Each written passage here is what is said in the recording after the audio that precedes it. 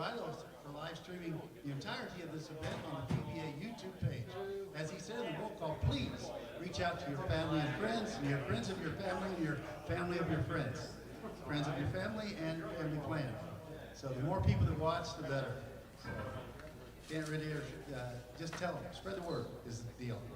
Also, big thank you to Chris Watson and staff here for not only feeding us, but running us such a great tournament here. We always love coming here. This is the largest regional event in the Midwest region. So, and the reason for that is the great hospitality that we get. Staff and everyone here takes such good care of us.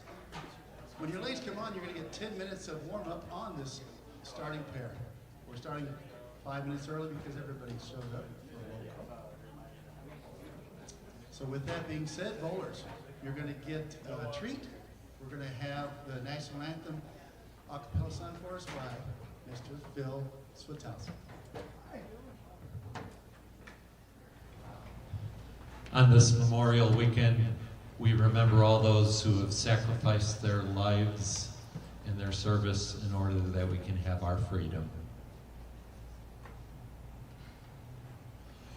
Oh, say, can you see by the dawn's early light what so proudly we hailed at the twilight's last gleaming, whose broad stripes and bright stars through the perilous fight o'er the ramparts we watched were so gallantly streaming, and the rocket's red glare, the bombs bursting in air, gave proof through the night that our flag was still there.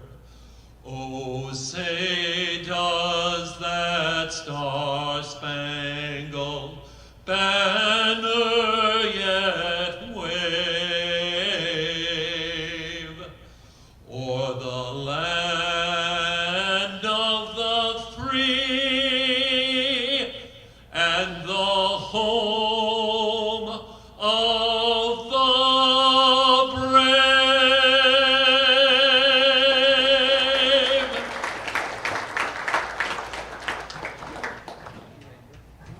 All right, and we're ready to go, except for I'm going to turn, okay, all right, since she's going to wait. All right, 10 minutes of practice coming on.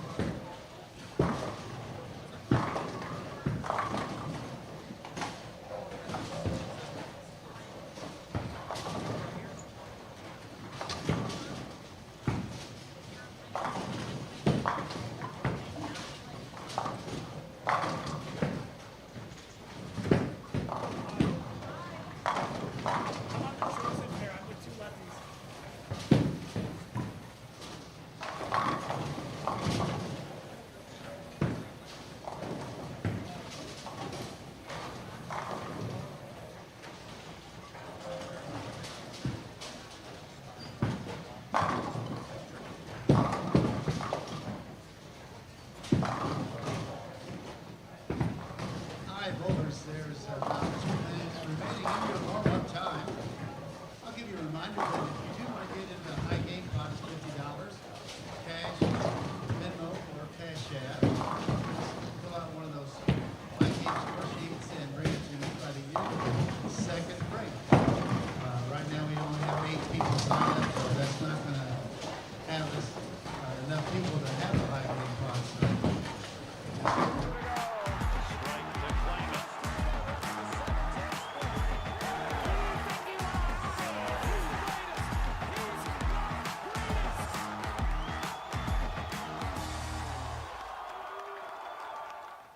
snatch up the score sheet. And from Strike and Spare 2 in Lockport, Illinois, this is the PBA Celeste Walker Midwest Central Open. Good afternoon, everyone, from Strike and Spare 2 in Lockport, Illinois. I'm $2 Phil Brilo, taking you through the weekend here. My company, 10 on Deck Productions, has received permission to stream this to PBA YouTube. I want to thank Tom Clark, Jeff Goodger, and various others at the PBA, along with Bowl TV, for providing the rights to us to live stream for you this weekend. Great start to this event on A squad. AJ Johnson with a 300 game during that squad. He's your leader. We got a couple other PBA Tour players with Benji Martinez and Zach Wilkins in second and third. Can one of these bowlers here on B squad match the output that those 3 bowlers had and make sure they make it to tomorrow's advancers and elimination rounds? Only way we're going to find out. Let's get to the lanes as practice is going to be finishing up here. Just about 30 seconds of practice left, and we will start getting you player introductions. During game 1, once again, you can view any of the pairs in play on PBA YouTube. If you're watching us on the main feed right now, go down to the description underneath the video, open that up. If it's not open already, you'll see all the links to all of our pair feeds, and you too can watch your favorite player all 8 games of B squad qualifying.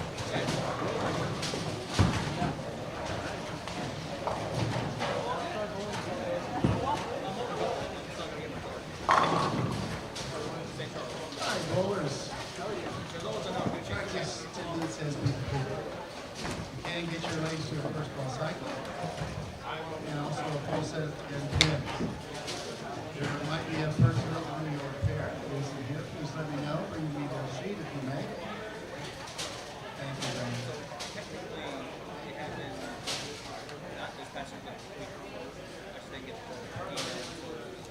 All right, bowlers, for a piece of advice, I'm going to turn the microphone on to this thing. Split the 8-9 and please make your spares.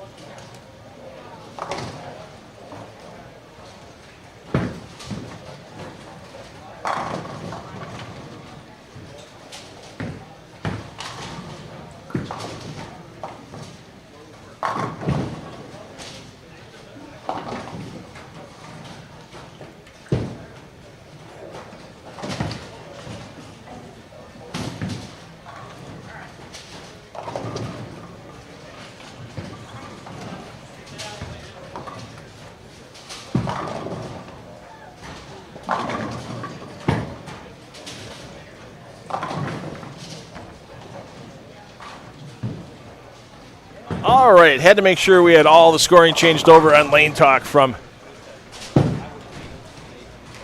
A Squad. That's happened officially now, so we've got you under here on lanes 3 through 6.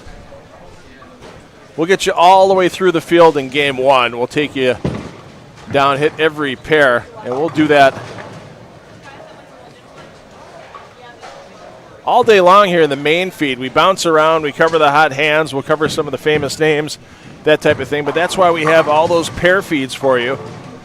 So if you have a favorite player you want to watch all day long, my suggestion is when you click on those links in the description underneath the video, right-click and hit Open a New Tab. So watch your favorite player in the new tab. Keep this tab on for the audio because the pair feeds only have the ambient audio from the lanes they're bowling on.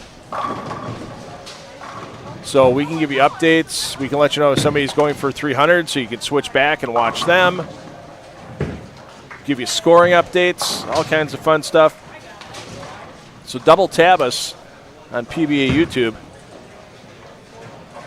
And that way you can stay fully informed while watching your favorite player. On 3 and 4, your bowler A is Braden Alfrey. Bowler B, David Terrell. Bowler C, Jacob Lewis. Bowler D, Evan Gems. On 5 and 6, Jacob McBride, Trevor Paroff, Callum Stewart, and Nathan Rayborn, your A through D respectively on 5 and 6.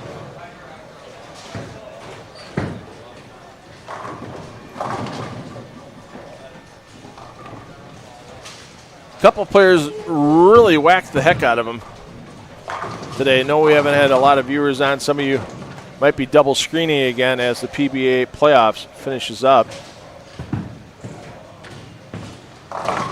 Won't be any spoilers here because I didn't get to see the end of it. So, but let's give you a rundown here. Your top 5 from A Squad. AJ Johnson averaged 246. Got the plus 374.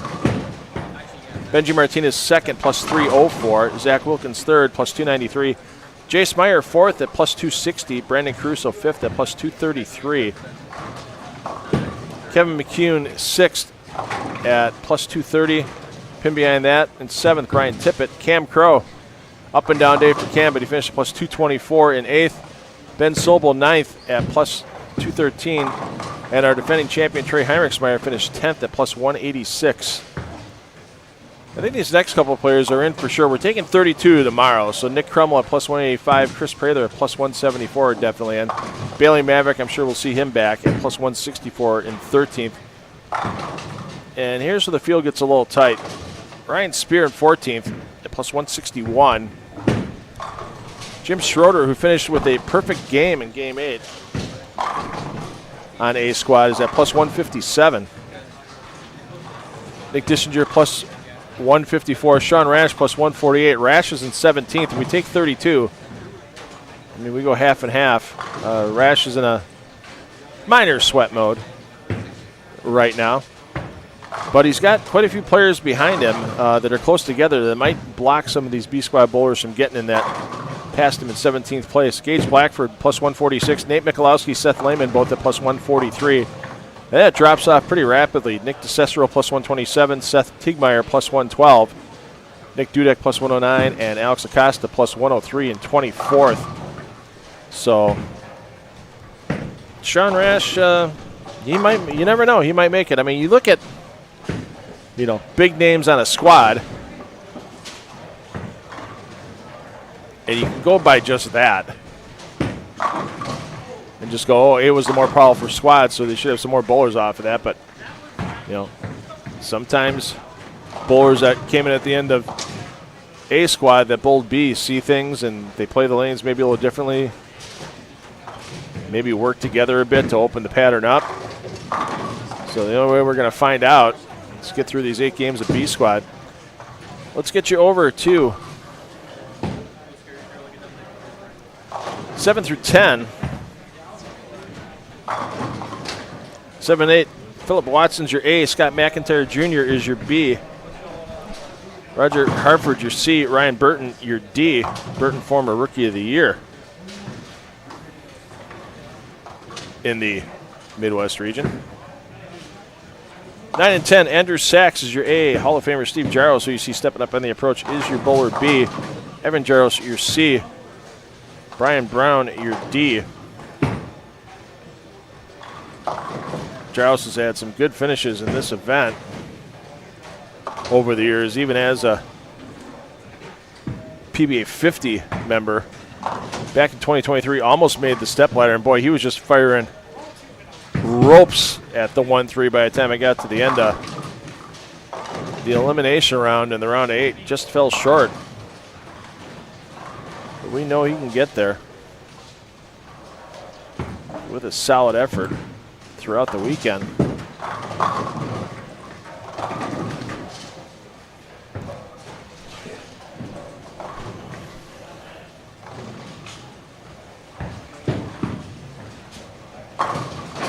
Hey, Scott Merritt. Good to see you. Brenton Ducey, good to see you back as well. Little dog tags bowling in the house.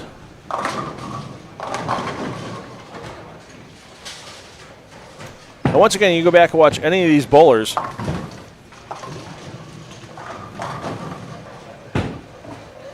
On their pairs, on all the pair fees, every pair in play is covered.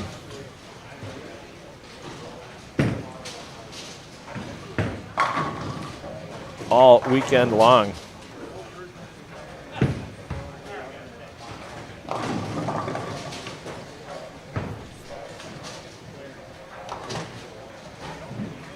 Let's get you over to 11 to 14. On 11 and 12, Kevin Pliley, your bowler A. Logan Krupinski, your bowler B. Sebastian Vetter, your bowler C. Luke Switalski, your bowler D. On 13 and 14, Ron Nelson Jr. is your A. Bobby Habler, your B. Rick Bernard, your C. Jason Finley, your D. That's on 13 and 14.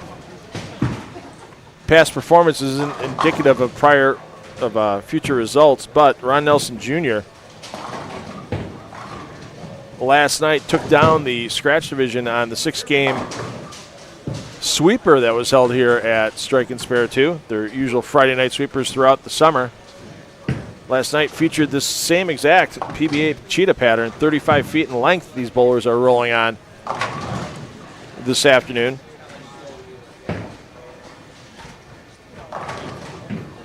And yikes, there's a Shredder 710. We saw quite a few of those on A Squad.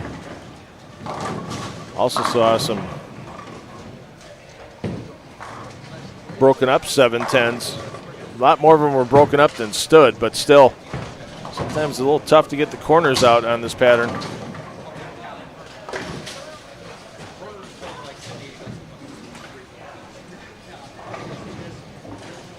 So one would think Ron Nelson Jr. would have an advantage after last night, but as we know,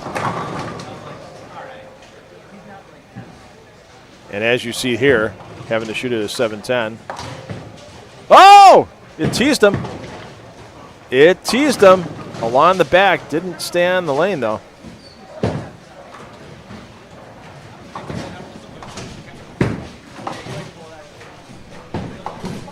Almost the 710 conversion for Ron Nelson Jr.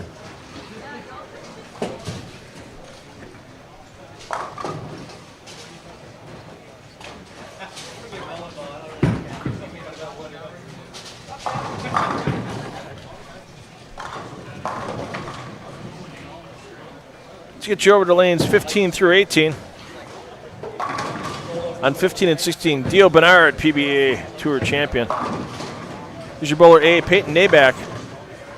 Your bowler B, River Van Vagel. Your bowler C, there you see Van Vagel can't get the messenger to carry. And Brandon Pericosli is your bowler D.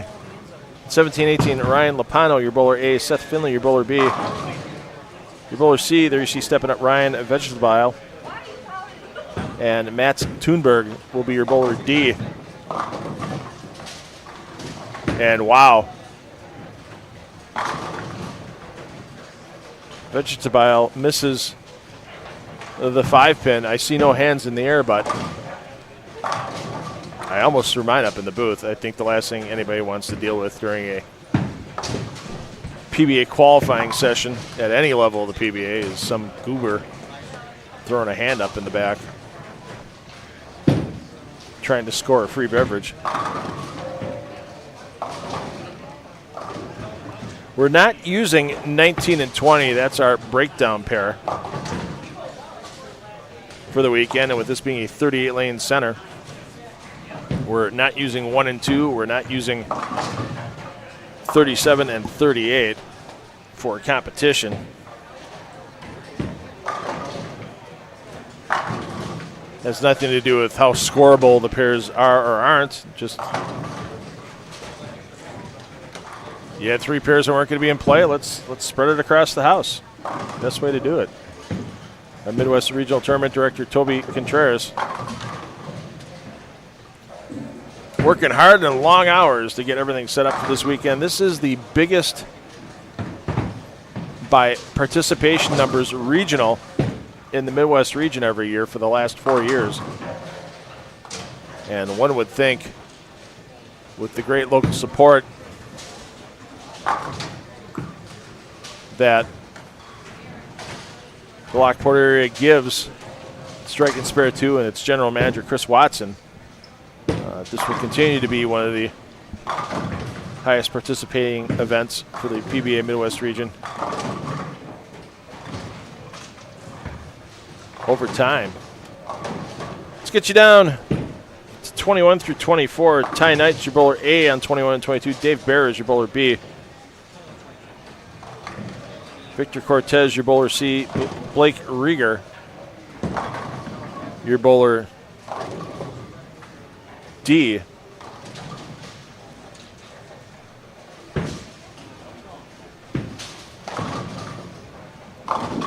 On 23 and 24, Tristan Albrecht is your bowler A.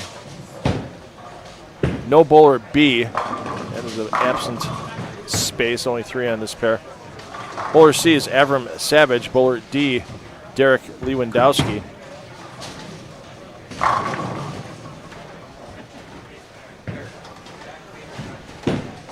If you get questions, drop them in the check. I'll check them out as often as I can. For those of you not familiar with a $2 fill,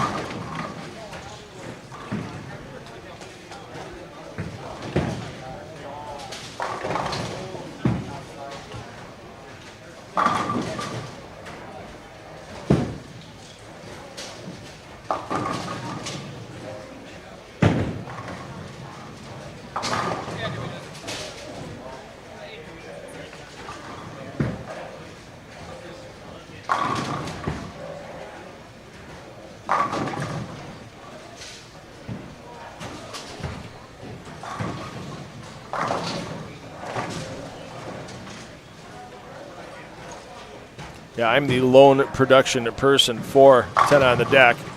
Some of the other live streaming crews you might see out there with multiple pair feeds. They might have 2, 3, 4, 5 people working on site.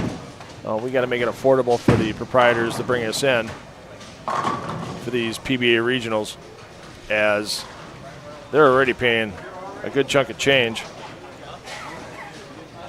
to the PBA to host the regional.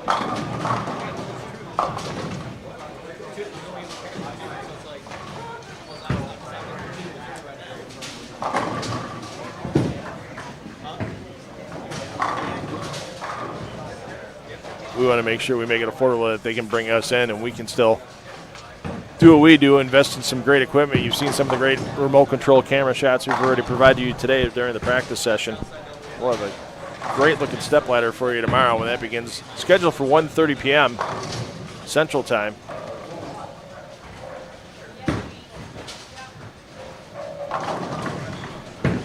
Hey, there's one we don't see too often. The 2 count. We have a 2 count. Dos count. Unfortunately for Derek Lewandowski, that's now all over the globe. As much as I don't want to just stay here and see if he puts it back through, I'm going to stay here and see if he puts it back through. Before we move over to our next set of lanes, 25 through 28.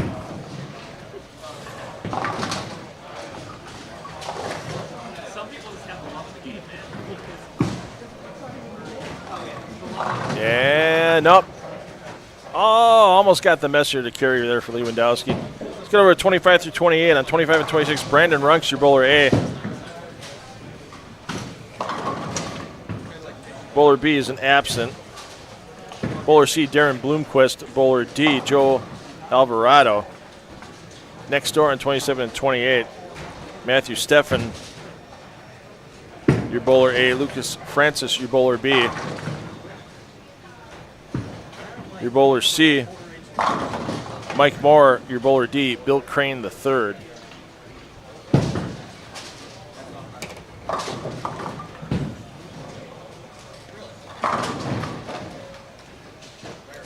Now we mentioned Chris Watson, Circuit Spirit 2, bringing us in for the weekend. We've got some season-long sponsors for our PBA regional live streaming that 10 on the Deck Productions does, and we want to thank them once again. The PBA LBC National Championships, the 2025 version, starts next week at Bolero Mount Prospect, about 40 minutes from here, if traffic's decent, in the northwest suburbs of Chicago for Mount Prospect. If you're a Norm Duke fan and you're in the area, stop by next Saturday and Sunday in the morning. About 10 o'clock Saturday morning, Norm will make an appearance, and he'll also be part of the opening ceremonies at 1:30 p.m. for the 7-weekend run of the LBC National Championships.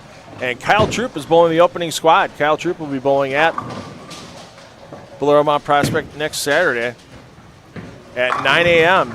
So if you're a Kyle Troop fan, you can get some autographs or selfies before or after if you're in the neighborhood. Otherwise, watch the live stream. Every game, every frame, every pair, every squad covered on PBA YouTube. I'm glad to be doing that for the PBA for the third season in a row. Happy to bring everybody the opportunity to watch what's going on at the LBC National Championships. Full transparency on the lanes as bowlers will take on this year's edition of the PBA LBC National Championships lane pattern.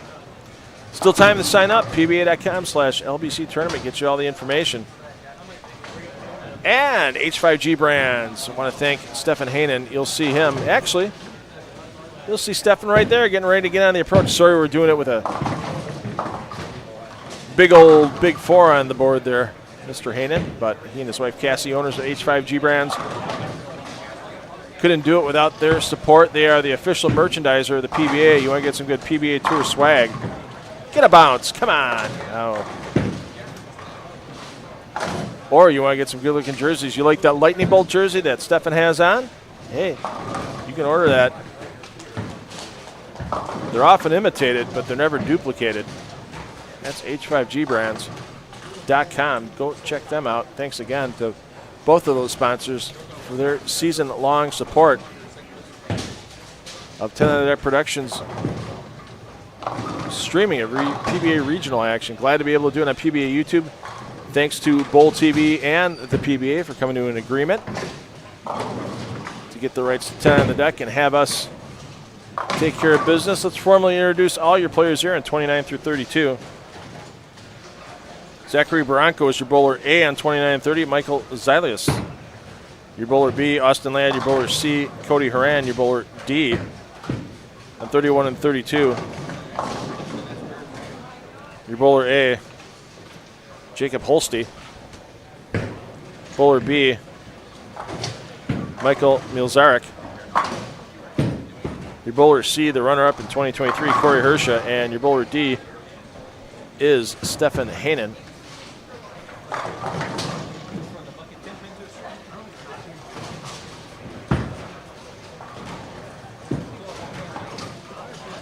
Just two more pairs to introduce you to on 33 through 36.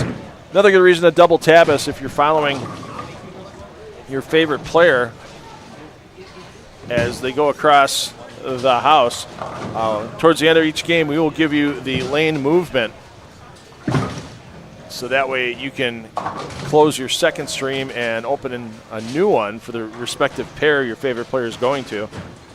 In this case, for game 1 into game 2, the bowlers are going to skip a pair and land on the second.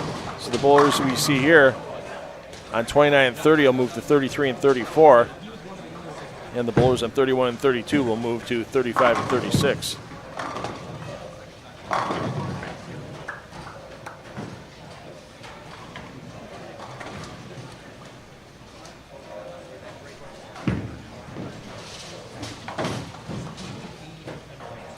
Xylius off the hot start. 29-30 spare 7-bagger.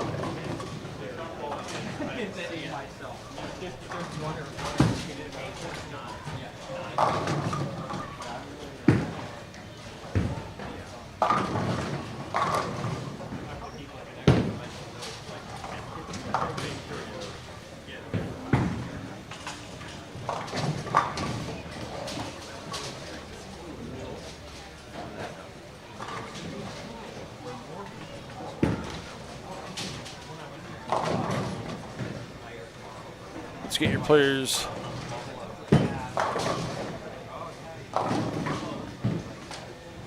introduced on 33 through 36. There's your host, Chris Watson. Scrambles them all up. Watson is your bowler C on this pair. Joe Lichtner, your bowler A. Your bowler B, Christopher Carrica. And your bowler C, pardon me, A is Chris Watson, apparently.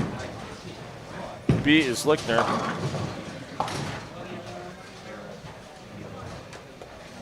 And C is the Carrica. So we got a little switcheroo I'm going to have on the roster sheet. Watson A, Lichtner B, the Carrica, your C. Nope, Lichtner A. I'll get it right. Eventually I'll get there. Lichtner A, Watson B. And we know that for sure now. And LeCarica is your C. On 35 and 36, no bowler D. So Trevor Anifer, your bowler A. Jack Lurton, your bowler B. And David Napoleon is your bowler C. On our final pair of competition, 35 and 36. We'll get back over to Xylius momentarily. He hasn't stepped up for his 9th frame yet, but spare and a bunch in a row. Only 1-300 on A squad. That by our leader, A.J. Johnson. Did that in game 6.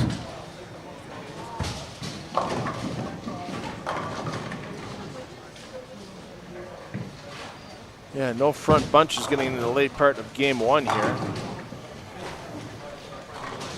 And Xylius continues to put strikes on the board.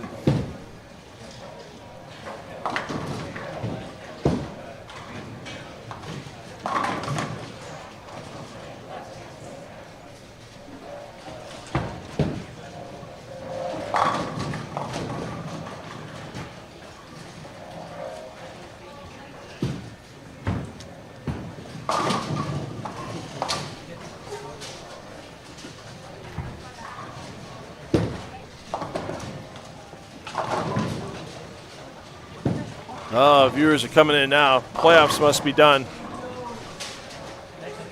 They said, unfortunately, they didn't get a chance to catch the end.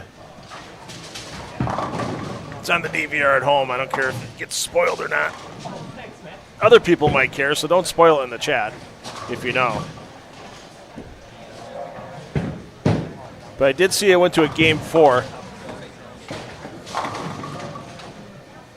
And if one bowler won that game 4, was going to the 9th and 10th frame off.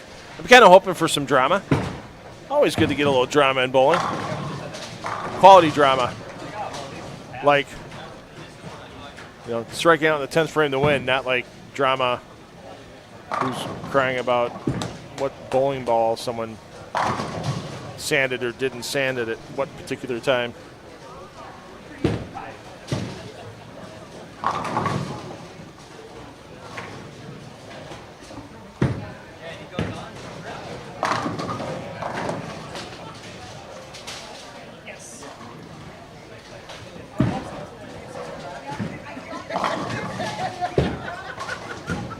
Hayden not having the start he was hoping for today. Not only does he own H5G brands, he also owns 2 16-lane bowling centers in Waukesha County, Wisconsin. One of them, Foxview Lanes, we've had some events at with my Brew City Bowling TV show in Milwaukee. We've taped 5 episodes there, and you probably saw it if you watched the PBA All-Star Weekend a few weeks back. That's right, he owns that center with the string pins, and he has his second center, Sussex Bowl in Sussex, Wisconsin. They're about 20 minutes apart by car. And he's installing Cubica Edge string pin setters in that 16-lane center as we speak. So we had a nice little conversation in the chat about string pins before. If somebody wants to have that chat in game 2, I can be redundant and talk points, counterpoints, whatever it might be. It was pretty spirited, but people were civil and decent to each other, which is always, that's what we need in the chat, ladies and gentlemen. I will keep that chat civil. Oh, that barbecue still smells so good. They provided lunch for the players. Chris Watson, our host, who saw bowling on 35 and 36 there. Pardon me, 33 and 34. He smoked a couple big pork shoulders and, yeah, provided lunch for all the players and staff during the break between A and B squad. His lovely wife, Laurel, and some of the staff members helped serving it. Great mac and cheese, coleslaw, the barbecue sauce. And they had 2 different kinds of barbecue sauce on the pork and the Dr. Pepper Asian spice. Oh my goodness. I need to get that recipe. My goodness. Hey, Mr. Harris, thanks for the tip. I don't know if I'm gonna get that back from the PBA. That's fine. They handle me pretty nicely. Plus, with the upcoming PBA LBC National Championships, I'll be handling all that live streaming for the next 7 weekends from Bolero Mount Prospect. So one way or another, I'll get that appreciative gratuity from them. So lane movement, once again, they're skipping a pair landing on the second, so the players you see here in 29 and 30 are going to 33 and 34. 31 and 32 will go to 35 and 36, and so on throughout the center. I'm $2 Phil Brylow, taking you through competition today, competition tonight. And we'll be back with our top 32 advancers tomorrow morning at 8:30 a.m. All pinfall carries over through each of our 3 rounds of competition tomorrow until we get to our 4-player stepladder final. Scheduled to start 1:30 p.m. Central Time here from Strike and Spare 2 and the PBA Celeste Walker Midwest Central Open.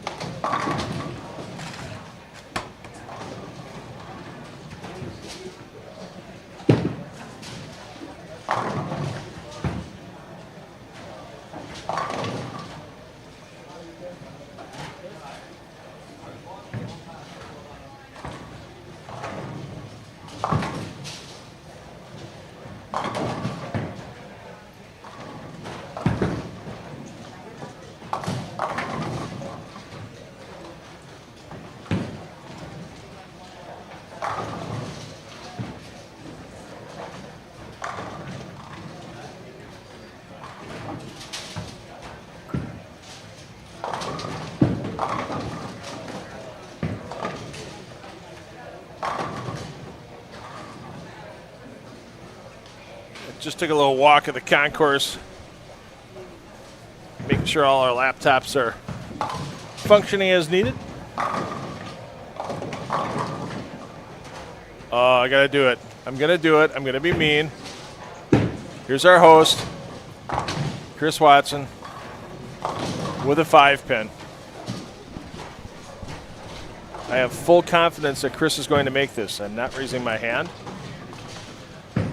But I just want to thank Chris. That barbecue at lunch was just spectacular. That barbecue pulled pork. Oh, that Dr. Pepper Asian spicy sauce on it. So good. And Chris has got a great staff here. I mean, not only getting the lunch together for all the players today and staff, but the staff's been hustling, getting scores, taking them into the tournament office for Toby Contreras. I'm going to drop the scoring link. Told you, no problem. Knew Chris is going to be all over that one. I'll drop the scoring link in the chat momentarily so you can follow your favorite player. Hey, I don't know if I want to be $5 Phil. I mean, it'd be nice. Don't get me wrong. It's always nice to get an upgrade. Let's be honest.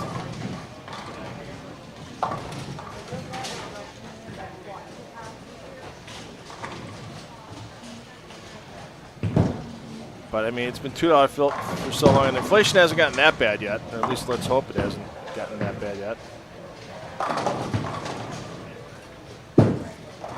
But I appreciate that, Mr. Harris.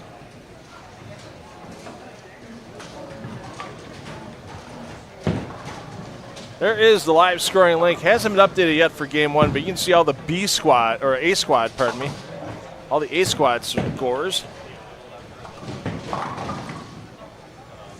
coming to you.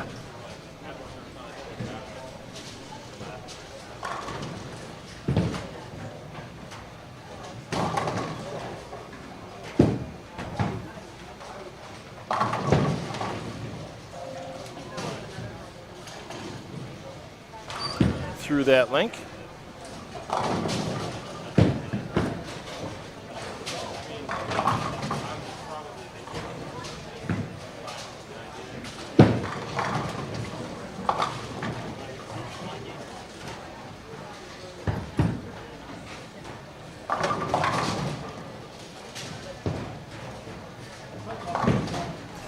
Hey, Al. Recognize the name, the Strike Shop. Forgot where you're located. Son of a gun. I just recognized the name from our Northern Illinois Bowling. So thanks for dropping it in the chat, Al. Appreciate that. Now we'll have to see if we can follow that quality spare with a strike.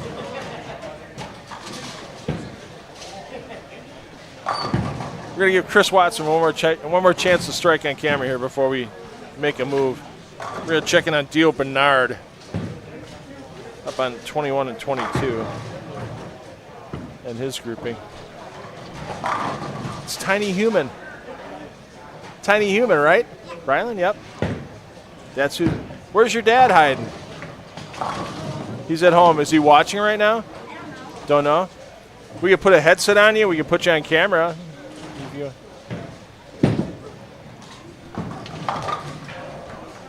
We'll let you guest star for a minute. I don't usually let people guest star, but I'm going to let you guest star. Here, throw that on your head. Okay. And I'm going to adjust the microphone. Your mom's not even paying attention, so I'm going to adjust the camera a little bit. So make sure it gets both of us. All right, you ready? Ready for your camera's over here, so you got to look at the camera. All right, Rylan, say hi to everybody. Oops, hold on. I have to turn your microphone up. Bad producer job on my part. How are you? Why is your microphone not working? I'm upset. Now I bet you third time's the charm. Say hi to everybody. Hi. All right. How you doing today? Good. Who's your favorite bowler that you're watching right now out there?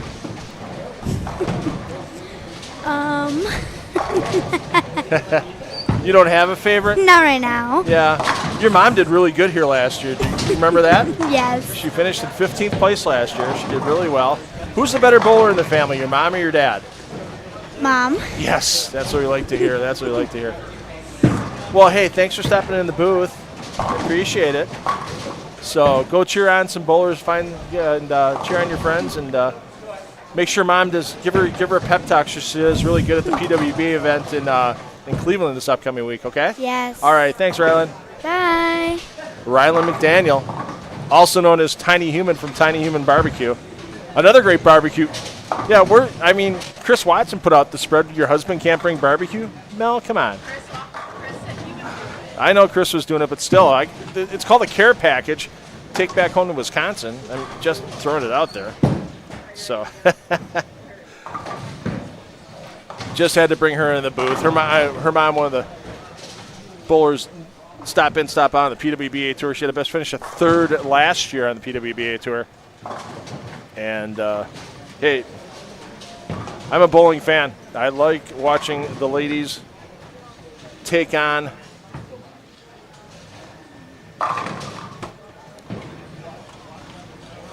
the pins, the lanes, and talk about a great story this week with Josie Barnes taking down her second major. Now she's PWBA Hall of Fame eligible, and we just got the update. Hey, Bo, how's it going? I haven't seen you in a few years. I know when I'm running around at the Junior Hall of Fame tournament in Milwaukee.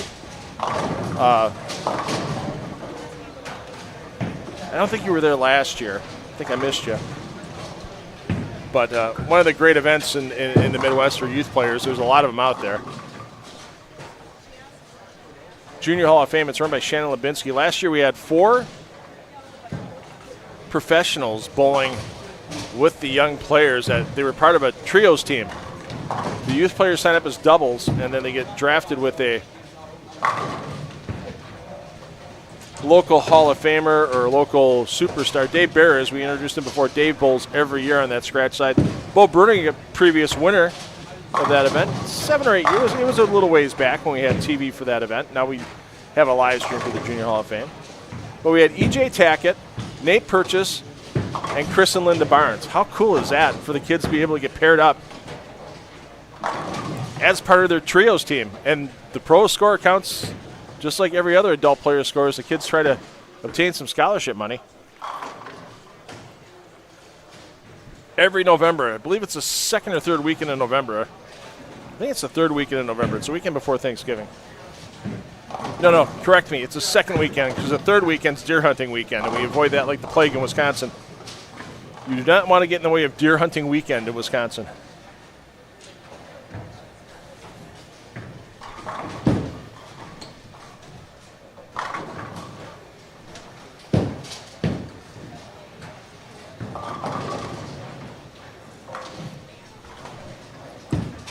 But I've seen several young players in this event. Deandra Asbeatty and her Elite Youth Tour that she's an integral part of, along with a lot of her volunteers.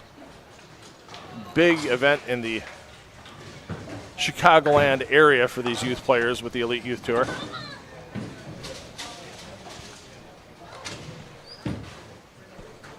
So many opportunities out there.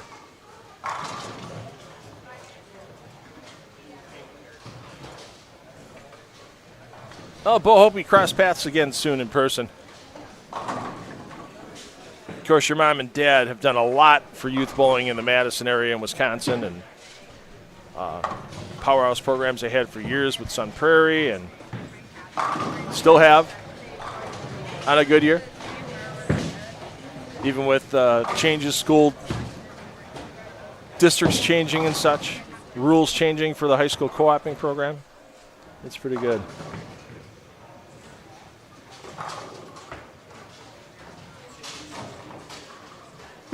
Dave Small. Well, not a sighting, but a Dave Small mention. Yeah, it wouldn't surprise me if Dave did that. I mean, Dave's a smart businessman. I mean, you don't get to be owner of that many hundreds of lane beds like Dave Small is through his multiple centers in Indiana and Michigan. Wouldn't surprise me if he put in string pins in that center and used them for parts. It's tough. I was talking with Stefan Hanen, and that's one of the main reasons why he replaced his pin setters at Foxview Lanes at the end of last year, because he was going to he made a run to Arizona to help part out a bowling center so he could get enough parts for his older pin setters. Yep. There's not a lot of machine shops around anymore, and there's not a lot of machine shops overseas that are making parts for bowling pin setters. So I mean, we can fit all the replacement parts you need for a string pin setter in a 4x4 space.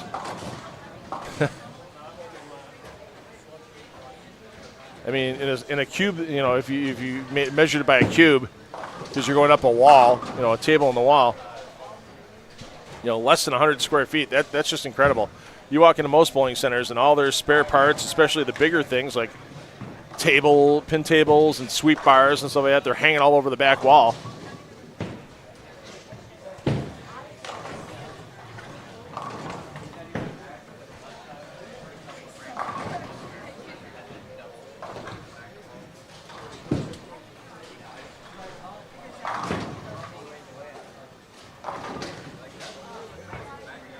And Dio throwing the backup ball. It's not working that well for him right now. As Dio is sitting at 89 in the sixth on a single pin miss.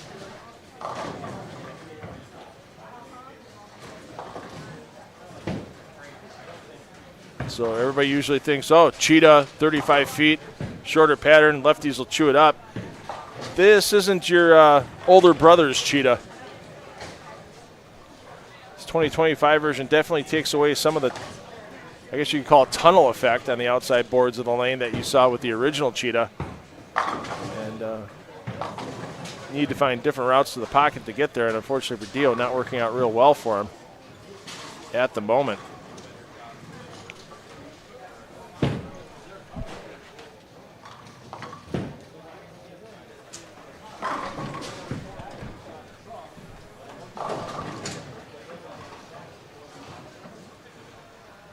So here we go. After your opening game, we saw the end of Michael Zilius's 266. Steve Jaros and Mike was at 237, second on the squad. Also at the same score, Matthew Steffen. Logan Krupinski plus 36 on the 236 game. Ty Knight, 35 over. Jacob Holste, 25 over. David Napoleon, 22 over. Avram Savage at 20 over. And Ryan Burton, 17 over. So scoring pace here on B squad early on, a little lower than what we saw in A. As we said, many factors can come into play why scoring pace could be a little bit different, but also A started hot and then really slowed down. It could be that B's just starting a little slow, and then as the lanes open up, scoring pace will pick up. Dio Bernard didn't have a bad first game. He has 214, so apparently something with ball reaction during practice convinced him that the right side would be better. Well, let's take a look at A squad. Cam Crow in 8th at plus 224. Other than that, it's a lot of right-handers on the board, not a lot of lefties. Of course, I think there's a few more lefties on this squad, on B squad, than there was on A as well. So, once again, all kinds of factors coming into play. And let's get over to 11 and 12 as we've got a front bunch on the board.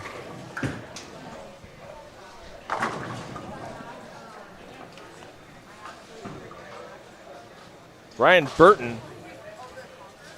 We mentioned Burton had a solid start. Former PBA Rookie of the Year for the Midwest region. Burton on the front 7.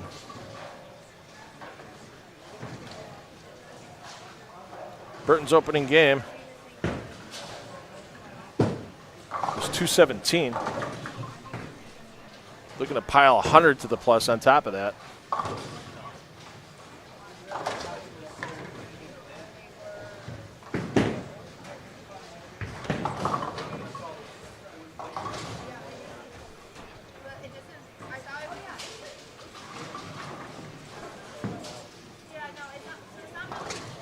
Also on 25 and 26.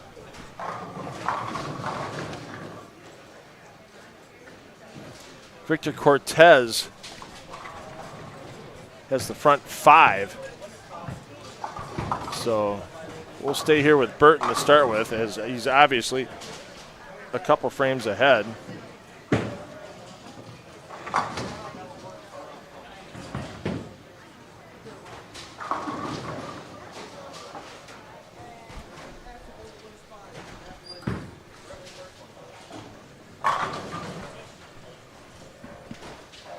Burton follows through looking for 8 in a row. Scramble him up, take him down.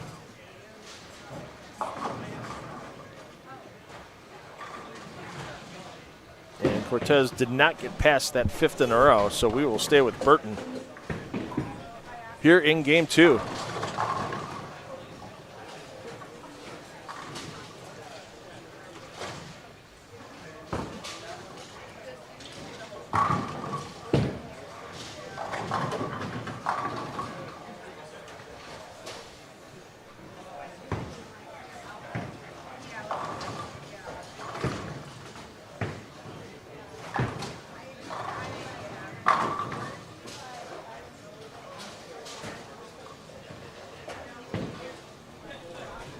You can ignore, I had somebody just send me a text message about the scores, the totals on the side. Obviously, those are not correct.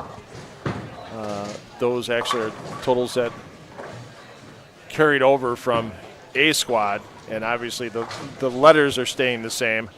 So when bowlers move pairs, it's just piling on. So just ignore that total score and just go by their game scores for these players as they're on a pair.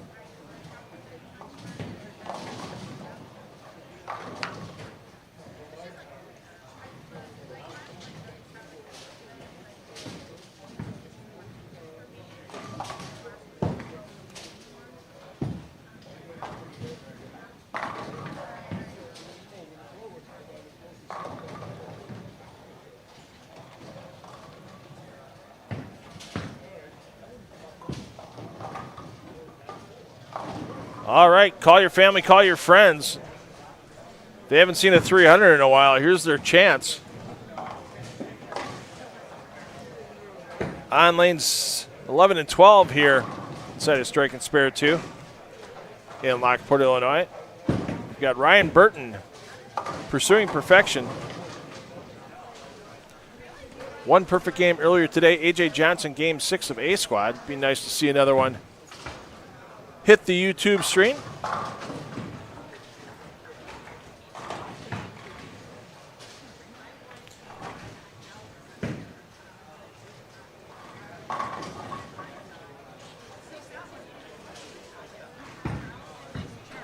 Oh, come on, Brian. The left side's not always walled.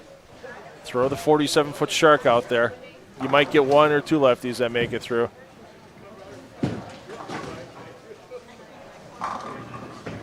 Or, hey, just I forgot what pattern it was earlier this year where on the national tour there were 0 lefty checks at the cash window by the time the event was done. I forgot which one it was.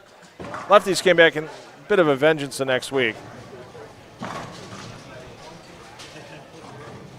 So I got to give you a little grief, Brian. Why not? All in fun.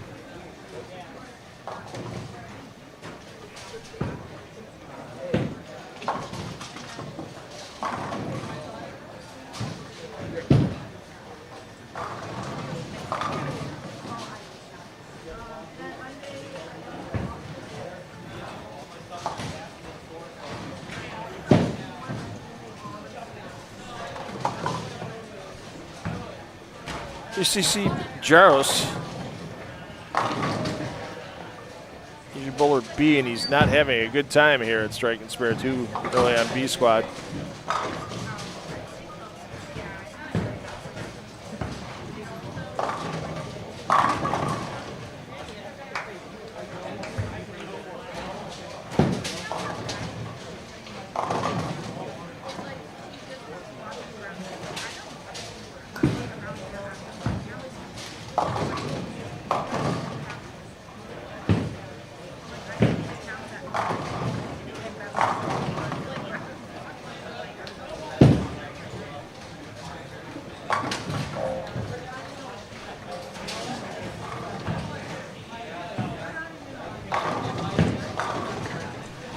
So here we go. Ryan Burton, you're ready to step up.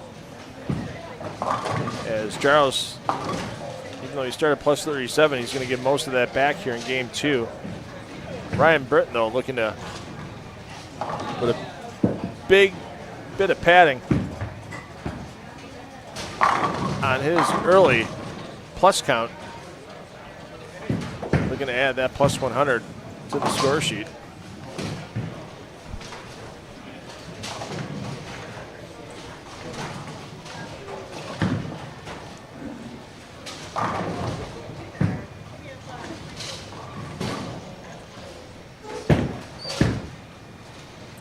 You see that ball ease off the pattern and eased a little too much.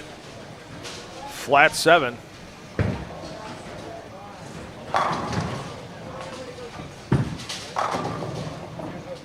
Ends the bit of perfection for Burton. Player movement between games 2 and 3.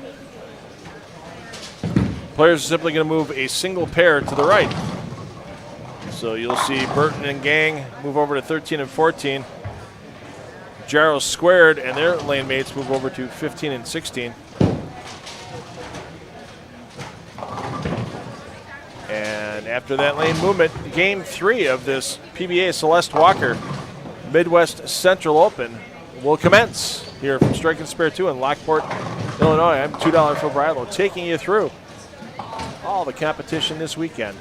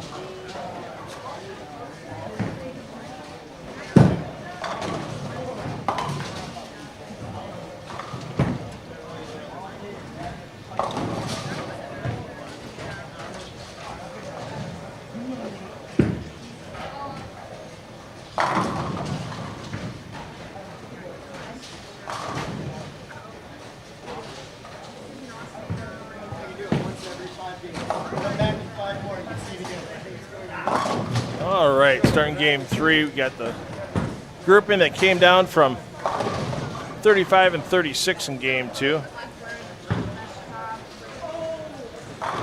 With Holste,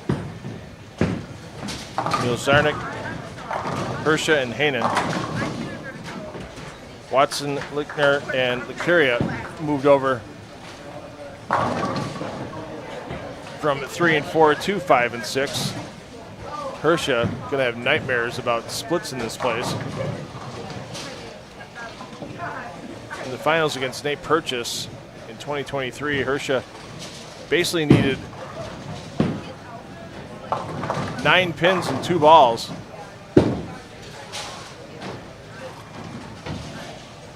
In the 10th frame to tie and mark to win in the second shot in the 10th after he struck. Went through the middle, big 4, only got 2, and Nate Purchase went from runner-up to victor. And that was not a pleasant ending for Hersha. Ursa looking to get back into the stepladder here in 2025.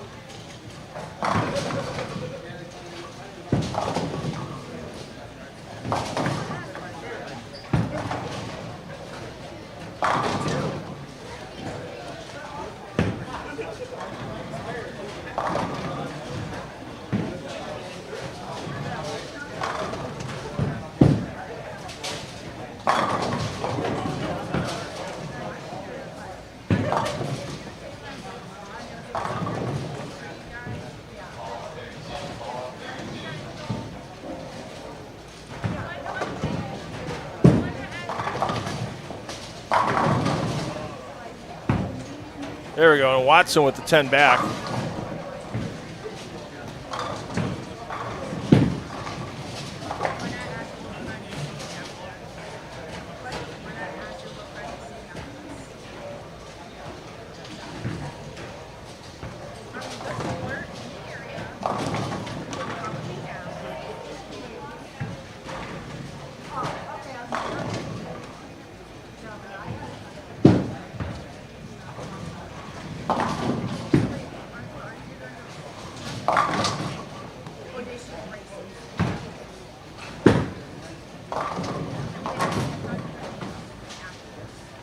We're going to take it from one end of the house to the other. Let's go with the pair on 35 and 36 that has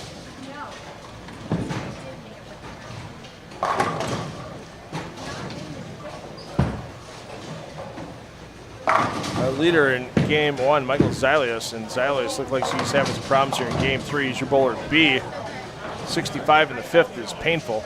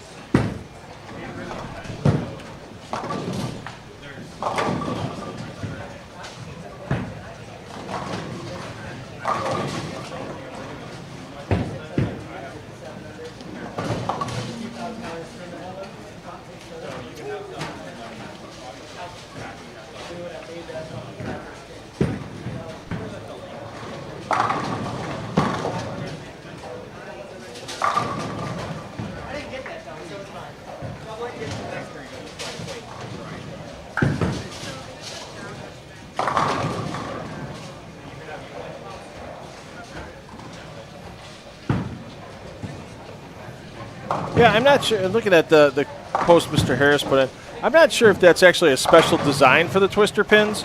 I think they're just designed that way. I mean, I know they're made to extend life, being fully synthetic, as they call them, plastic pins. We've had some places we've gone to that have used different brands of pins for different reasons. I remember the first time we went to Jonesboro years ago when it was just an extra frame event, when it became a super regional, and then they were able to bowl for a title on the live stream. And they had Linds, like the old Linds shoes, Linds, and they had Linds pins, and those Linds pins, well, you talk to some of the players, they said, wow, these things act like they're 4-pound pins. So yeah, every pin's got their own little different characteristics. Those twister pins, yeah, for a long time, they are definitely very durable. They do definitely fly around a lot. You also do get some different carry than you do with other kinds of pins, but it's no different than different carry you get with different kinds of bowling balls. You're going to get a lot better carry when you got a reactive resin bowling ball with a strong core in your hand than you are if you try to puck a plastic ball with a pancake weight block. It's just one of those things that way. But, once again, we talked about a whole bunch of all kinds of changes that have been made in the sport of bowling.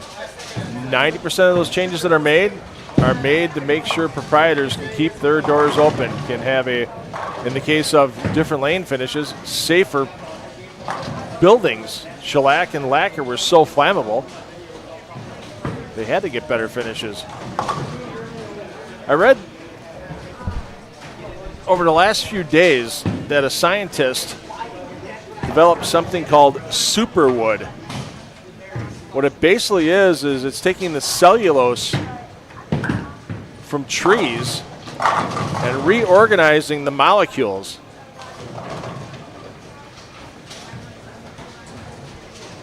And supposedly the superwood is as strong, if not stronger than steel, and it still looks like wood. I think that would be a great surface to possibly develop bowling lanes out of. I mean, even these lanes here, synthetic lanes, they still get dents, dings, and stuff from the years of wear and tear.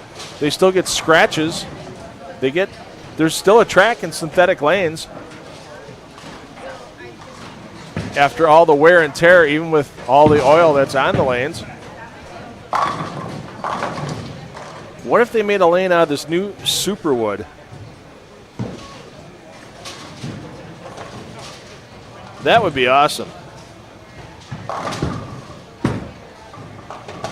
Super durable. Guys could loft it if they wanted to, and nobody'd have to worry about lane damage. Be pretty cool, in my opinion.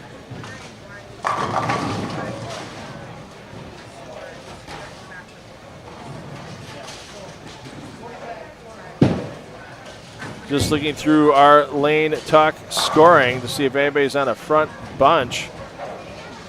And we got one at 9 and 10. I think it's Jacob Lewis on the front 5 now. He just finished on lane 10. You'll see him pop up momentarily on lane 9.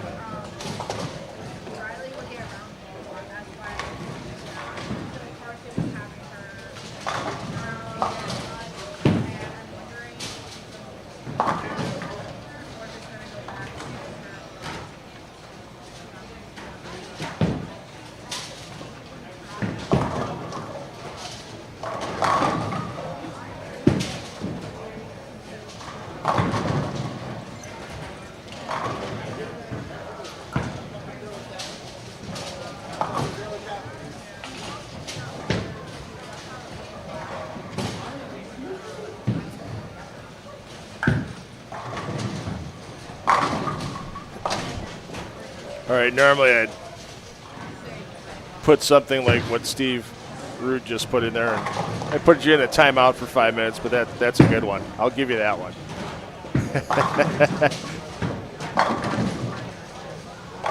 I got a good laugh out of that one. It's not your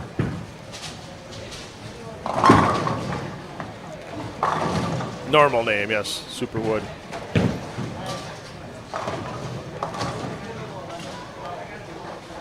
Yeah, what's going to be the next, you think about this, okay. Yeah, we were talking 90% of the improvements in the sport of bowling are for proprietors' benefit. The 10% there really hasn't been is bowling balls, to be honest, because they make these bowling balls that increase friction, that increase wear and tear on a lane.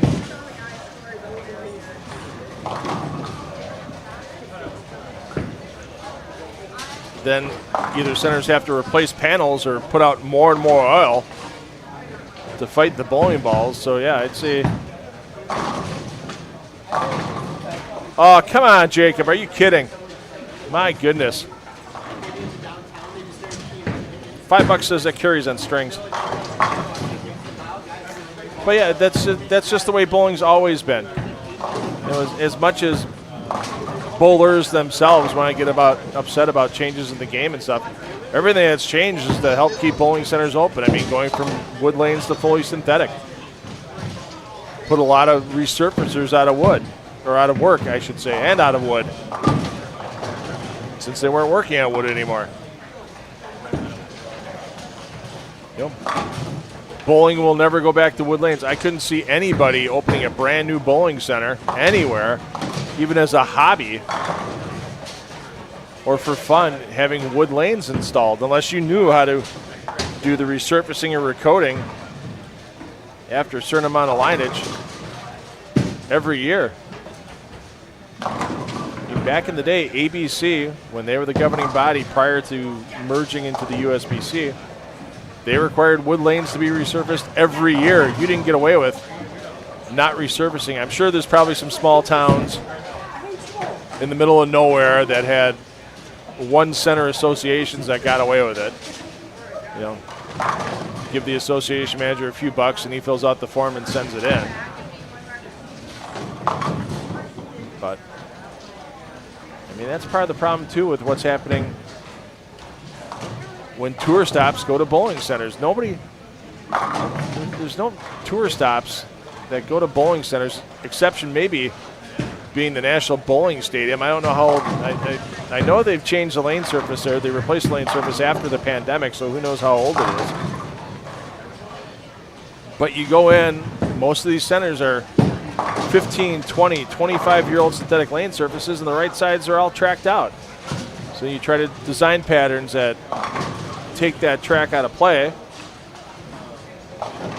don't cause advantages for right-handers compared to left-handers, and all of a sudden lefties, I do not envy Eric Pearson, the lane man for the PBA. His predecessor, Sean Perry, didn't envy him either.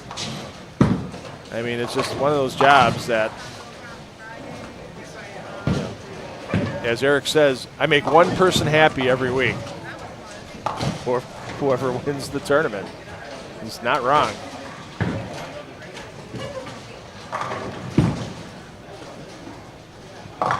So Lewis has the strike string end.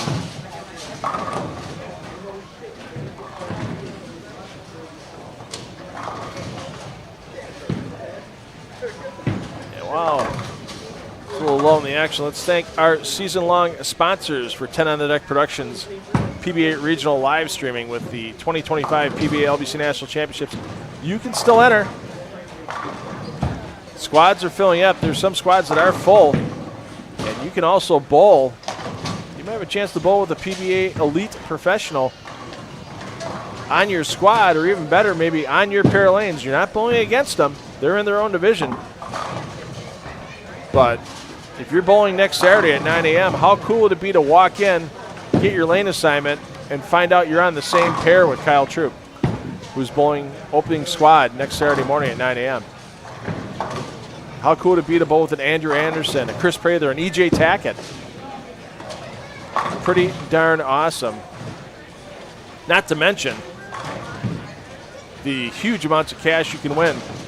If you're in the Women's Classic, Senior Classic, which are scratch divisions, men's and women's handicap, it's $5,000 guaranteed on top.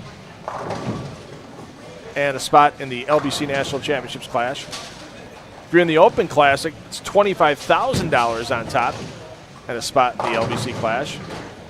And divisions for the boys and girls as well for those 18 and younger. Or they can win $2,500 in guaranteed scholarship money for first place in those divisions. Check it out, pba.com/LBC tournament. It's not too late to sign up. And also the official merchandiser of the PBA, H5G brands. I've seen some people around here walking around in the PBA sweatshirts they had out for this season. Pretty cool. I've got my great PBA hat I wear at home when I'm out doing some work outside. Keep the sun off my face. Great swag there. And of course, if you see a jersey that you like, they can help your design dreams come true.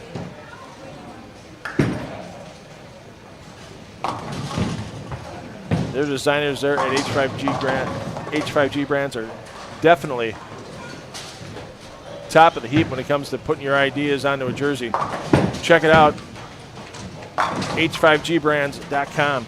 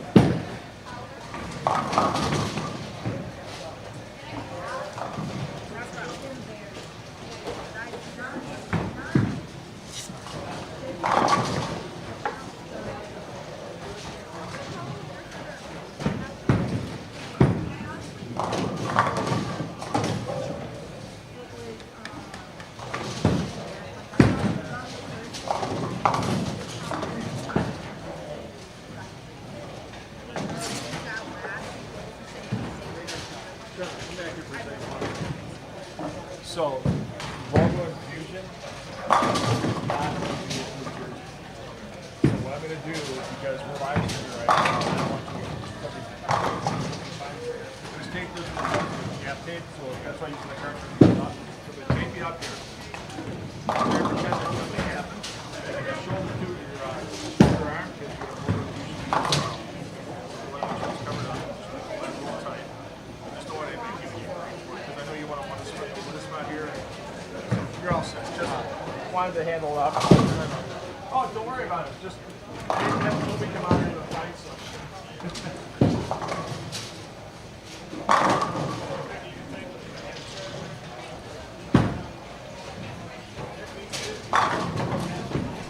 And with all the running around we've been doing and all the talking we've been having in the chat, I want to apologize because I don't think I said game 2 scoring yet. I will drop the link in the chat so you can follow on your own when I forget to go through those scores. So after 2 games, Ryan Burton, your leader, plus 93. Matthew Steffen is second, plus 82. Michael Zilius at that same number. Brandon Runk, fourth on the squad, plus 58. Luke Switalski, fifth, tied with Jacob Holste at plus 56. Logan Krupinski, Darren Bloomquist, Trevor Anifer, and Peyton Nabak round out your top 9. And let's make it it is top 10. Philip Watson just outside in 11th at plus 23. So scoring pace not too far behind A squad at this point. The top of the squad is with nobody. We had 3 players plus 100 after 2 this morning, but it dropped off pretty quick from there. Where now today,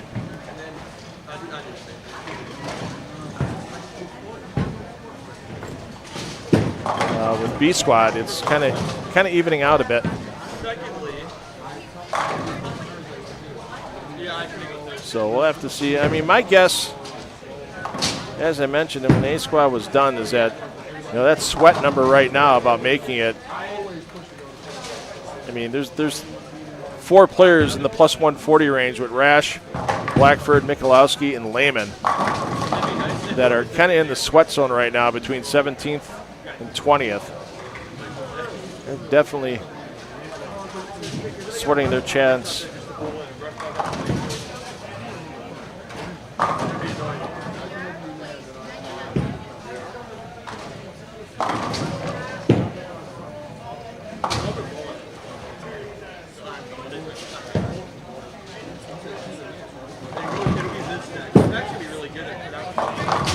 All right, the problem is that we're covering 38 lanes here, and I'm so close to the lanes that even though the sound you're hearing is a little off kilter from where we might be viewing out there, it's going to happen no matter where I'm at in the center. So, I try to give the ambient sound the advantage. It's a little tough. So you're hearing pinfall from all other areas in the center instead of the lanes you might be watching at the time, especially with lanes up on the high end. But it's the best we can do at this point, and we do the best we can with what we got. So we're able to bring you every pair of lanes, and when you're watching those lanes, because it's got the ambient sound on the camera that's on that set of lanes, you don't get the sync issue, I guess you could say.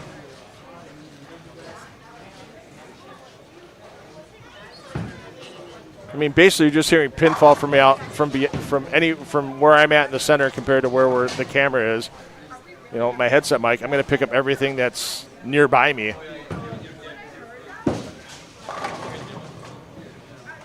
So yeah, it's an unfortunate thing. We do the best we can with it. Hopefully, it hopefully doesn't stop you from continuing to watch.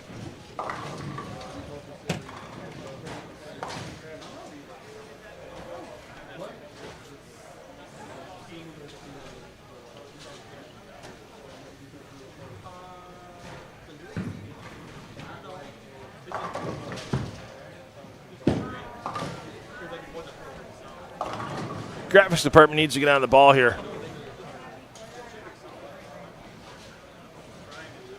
As I am the graphics department. I'm your production assistant, I'm your graphics guy, I'm your commentator, I'm your producer, your floor director, your technical director. We are a one-man crew here at 10 on the Deck Productions, but we are very happy to be bringing you this PBA Celeste Walker Midwest Central Open on PBA YouTube that you're able to watch for free all weekend long.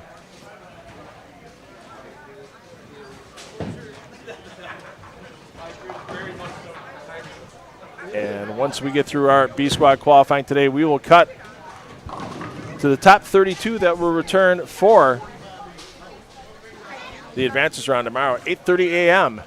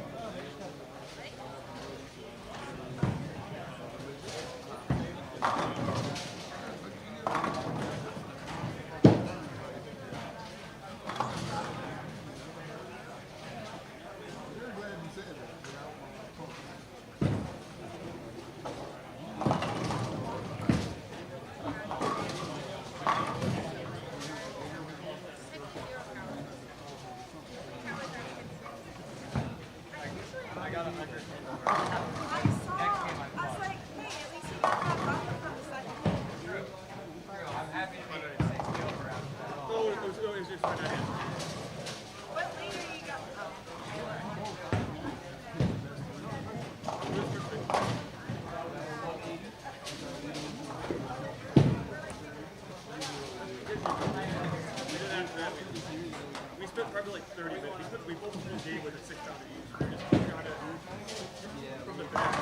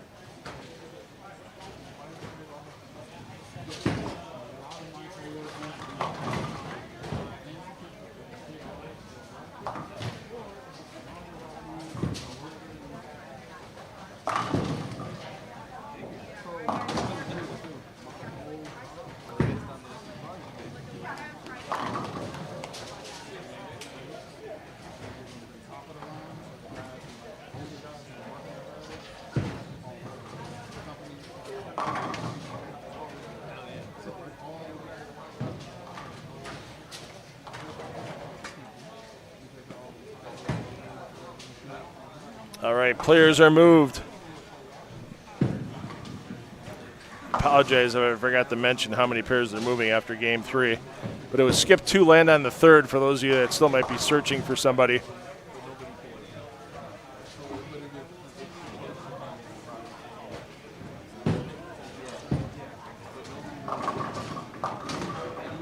As bowlers make their way all the way across the house here.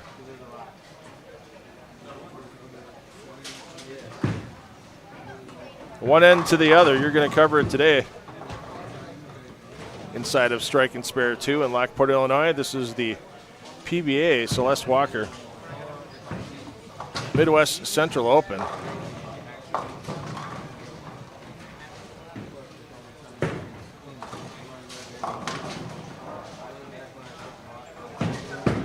Let's go take a peek in. See if Dio Bernard is still throwing the backup ball as we saw him doing in game 2.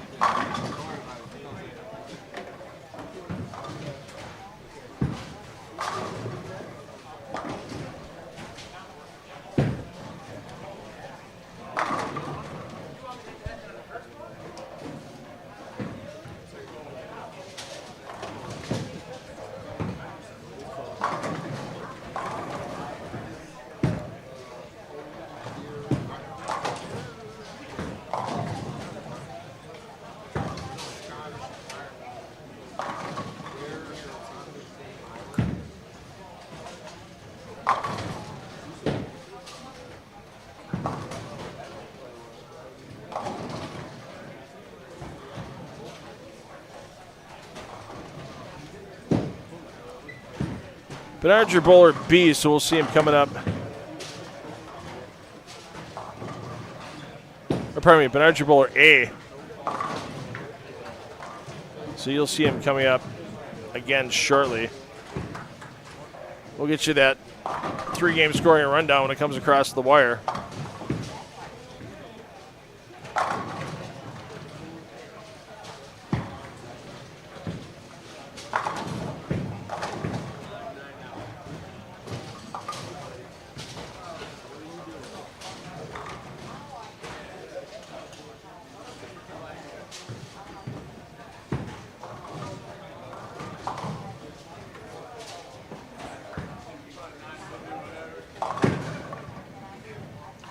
Mr. Harris, yeah, that was a good final. I mean, Tom Hess at Bill Moore's home, the finals of the Bud Moore PBA 50 Players Championship.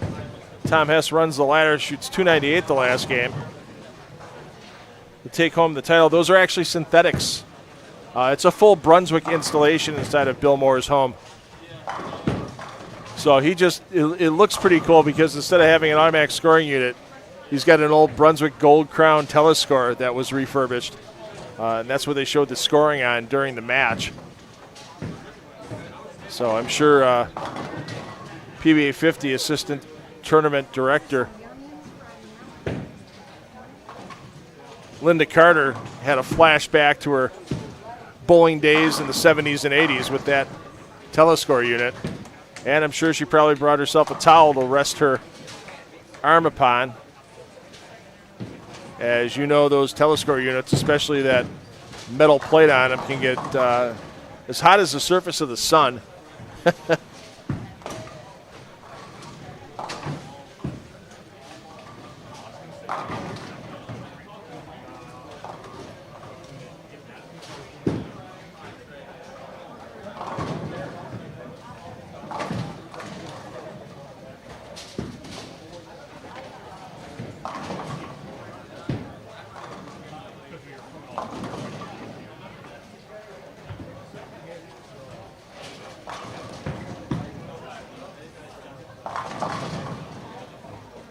Well, Dio's back to the left side, but the results far from healthy on that particular shot. As after that double and then the spare in the fifth, there you see the donut going on the board for the 3-7-9.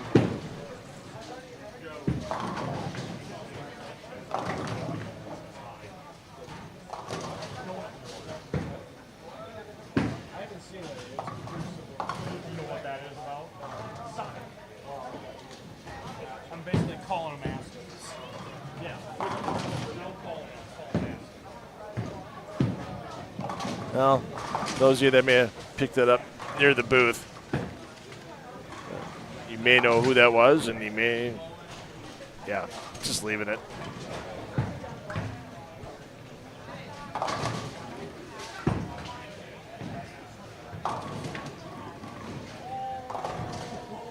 Yeah, like I said, with 38 lanes and coverage, it's just, you know, technically it's, if I had a, four-person crew and I had somebody that could handle audio and balance it and make sure all the lane feeds are good. And the other thing that happens is with the lane feeds, I can't hear them in the booth, even though they'd be going out to, on our cameras. You can hear them on the other YouTube channels. I can't hear that in the booth because how the audio is routed.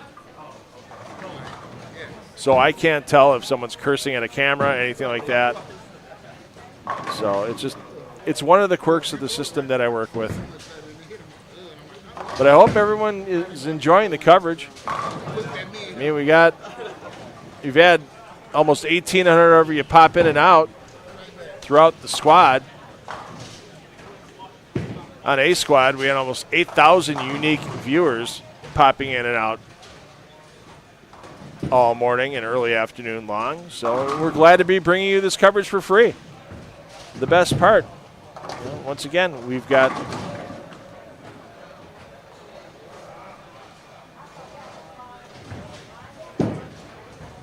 Strike and Spare 2, thanks to Chris Watson and the ownership group for bringing me in. And then we have our big season-long sponsors once again with H5G Brands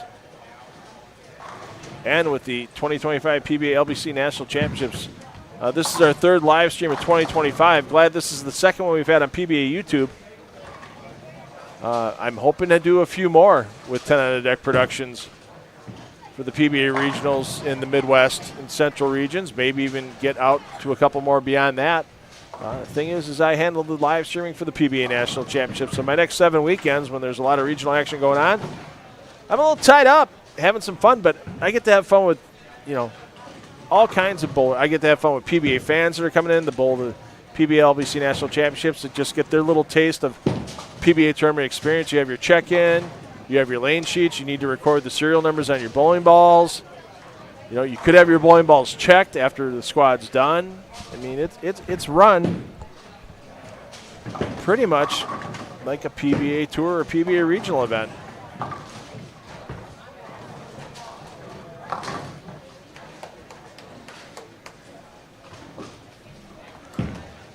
So, but we hope to be bringing you more live streams in August and beyond. Maybe even late, I think we might even sneak one in late July if it all works out. But thanks to Bowl TV for releasing the rights to me for this event. Thanks to the PBA for opening up the streaming channels on PBA YouTube to bring you this event. Normally we used to stream on a specific reasons Facebook page for the main feed of an event, and then we had a third-party host site that would handle our pair feeds, but this is nice just putting it all under the PBA umbrella. Let's give you your 3-game scoring update. Only 2 players at plus 100 or more. Matthew Steffen plus 118, Luke Switalski plus 104, Victor Cortez third plus 86, Darren Bloomquist fourth plus 70, Ryan Burton fifth plus 69, Peyton Naback sixth on the squad plus 58, Jacob Lewis plus 51, Logan Krupinski eighth at plus 47, Trevor Peroff ninth at plus 46, Jacob Holste tied for ninth at that same number plus 46.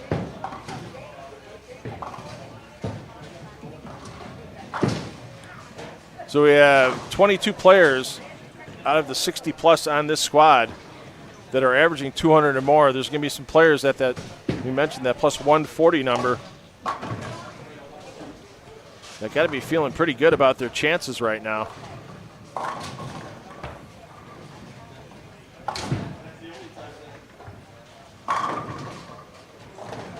I mean, that plus 140 number is a scoring pace. A 217 average for Michalowski and Lehman right now. A 217 average here on B squad.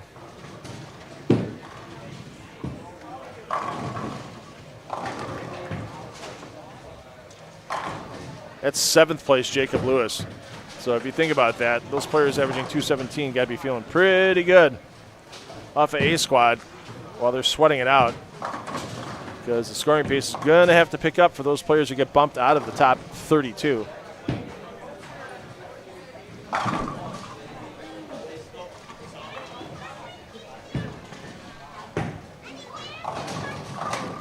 Once again, you want to follow your favorite player in the live scoring. I dropped the link in the chat a little while ago. Scroll up just a little bit if you don't see it, and you'll find it.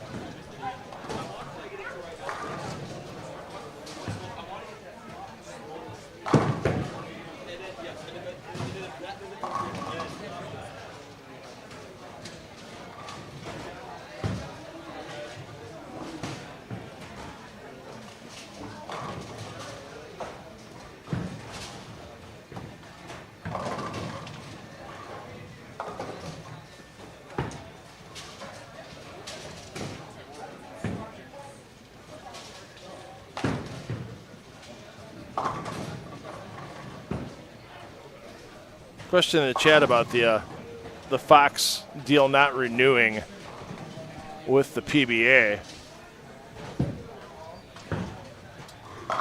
Yep, they will be on the CW next year. There's a CW over-the-air broadcast station on every major market in the top 100 size metropolitan areas in the U.S., so there's plenty of reach. They've been doing a really solid job, and ratings are up on the NASCAR Xfinity Series as compared to when those races were being seen on FS1. And it's going to be appointment television. There's going to be 10 consecutive 2-hour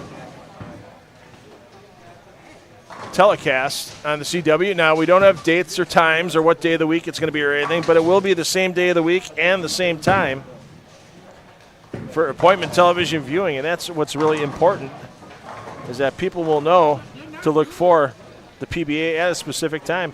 I'm kind of hoping it turns into Tuesday night 10 pins. I think that'd be great. Tuesday night 10 pins. I love it. 2-hour window, 8 to 10 p.m. Eastern time. There we go. Yeah, it'd be a little early for our West Coasters. But they can catch it on probably on tape delay out that way. Maybe. We'll see. I mean, most likely it's going to be a weekend spot, Saturday or Sunday. But there's just so many unknowns that the PBA hasn't published yet. It might not be the only television deal the PBA has. They might not be able to announce anything for a bit. It could expand into more just because it's the initial 10 shows. It might. Who knows? There's so many. Until that schedule actually comes out, there's a handful of people at the PBA and Lucky Strike, FKA Bolero, formerly known as, that really know what's going on, and the rest of us are just going to have to wait until everything's released. So,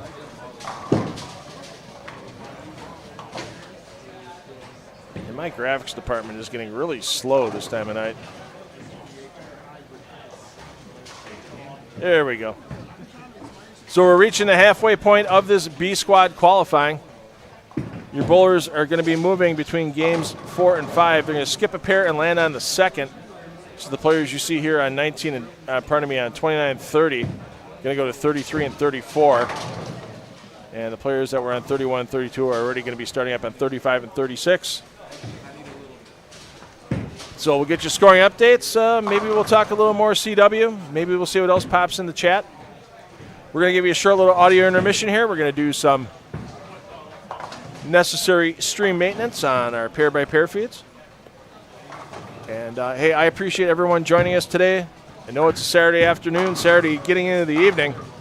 There's a lot of people doing a lot of other things, and those of you that have joined us, whether live or in the archives, it's appreciated. I'm $2 Phil Brylow, taking you through the weekend. Glad to have you here at the PBA Celeste Walker Midwest Central Open.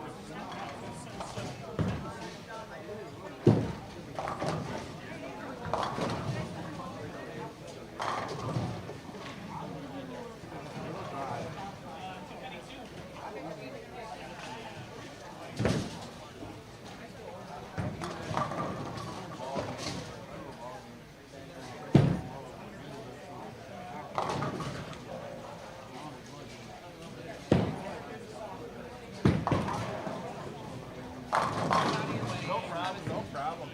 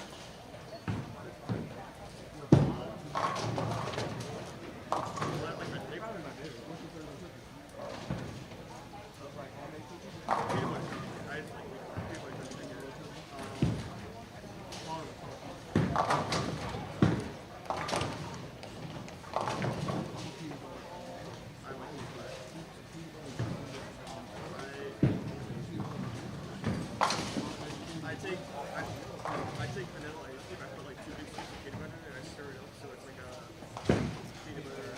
Oh, it's like you stir it. It's like a almost like a milkshake kind of. I do a lot. You brought that up. I think we talked about it. I do that a lot.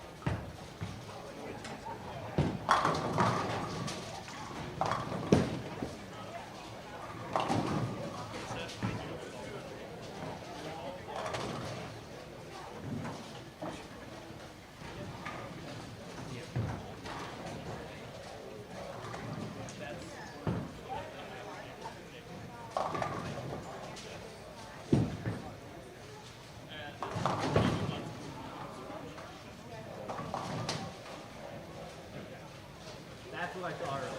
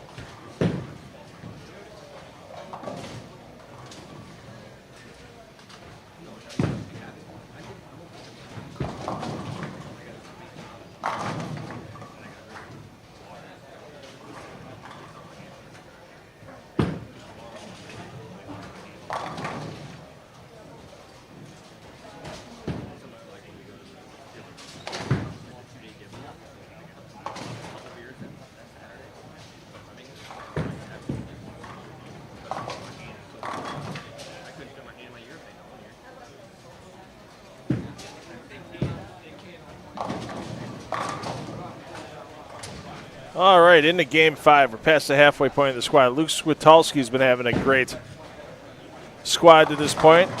Here on B, we're going to stay with him for a little bit. See the comment in the chat from Mr. Harris about Howler House. Yeah, it's still wood. They actually had to put in, because of some flood damage, a little remediation from flood damage, they had to put in at the back of the approach. They cut out the back, and they actually put in some synthetic over some wood framing to fix that damage. But the majority of the approach, the 10 feet from the foul line back on the approach. So it's funny because there's no dots on the approach anywhere. You really have to pay attention at Howler House. When you're on the approach, find a dark board, a different colored board, and then use that as your reference point. And, of course, obviously the lanes are still wood. They probably resurface every 5 to 6 years. I mean, they have a couple of leagues a week.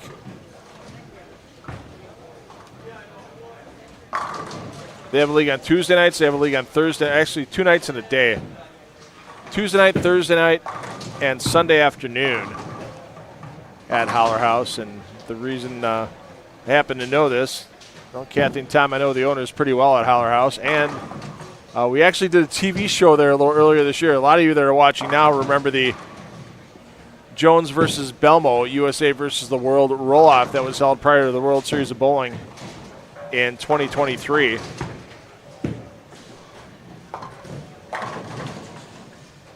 At Howler House. I was part of the production team on that event.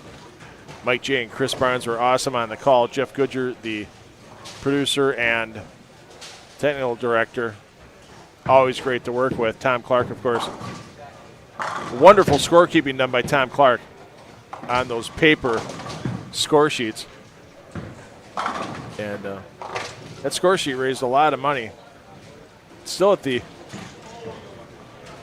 Bowling Hall of Fame in Arlington, along with some other trinkets and such from that great event.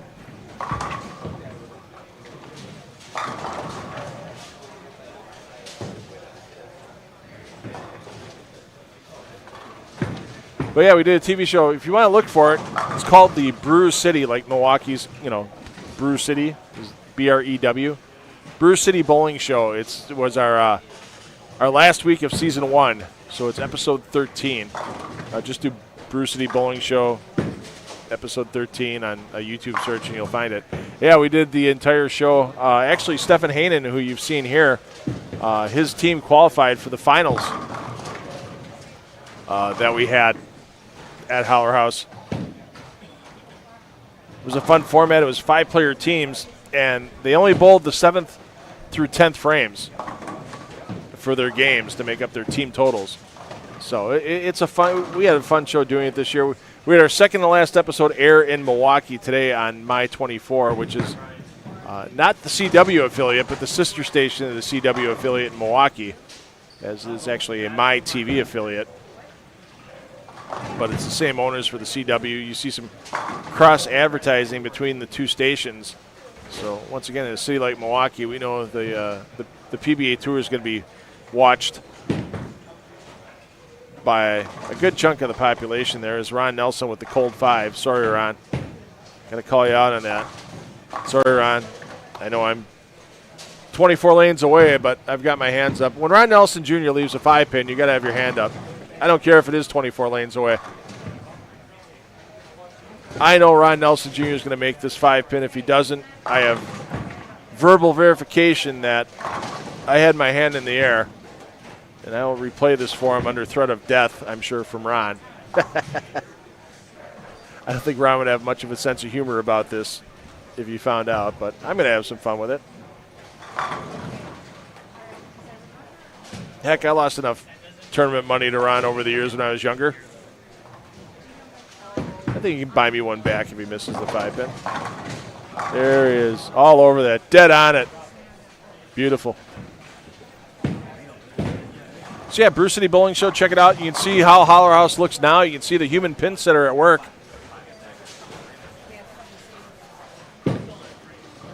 how they load up the pins in the deck. Oh, and Switalski misses the head pin left and then chops. Yikes. Not a good frame there, and a 5-bagger for Luke.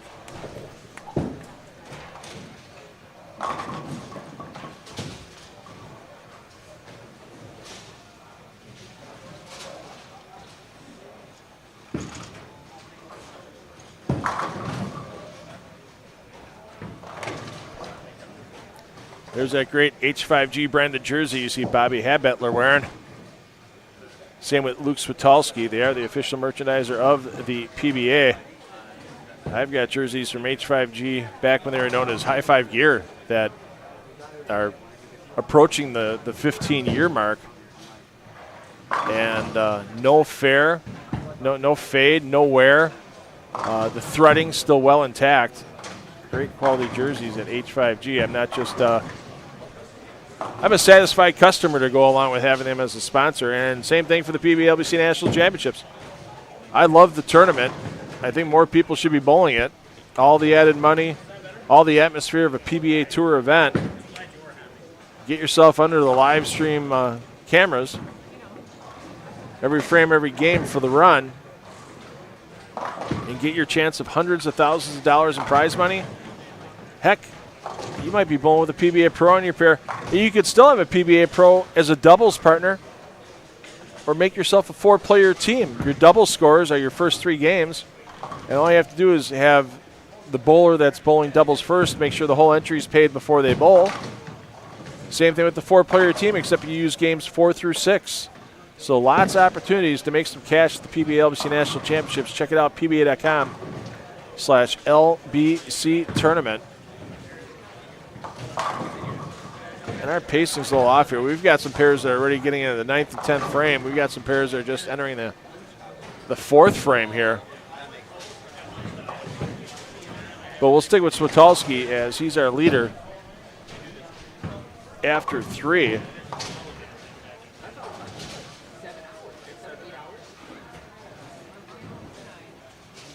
Yeah, there's no dots in the approach. They had dots and arrows at Holler House on the lane itself, but they just don't have dots in the approach anymore because they had to do that replacement of the flood damage. So any bowling center, even these synthetic lanes, if you only go 10 feet back from the foul line, you've got no dots to go by.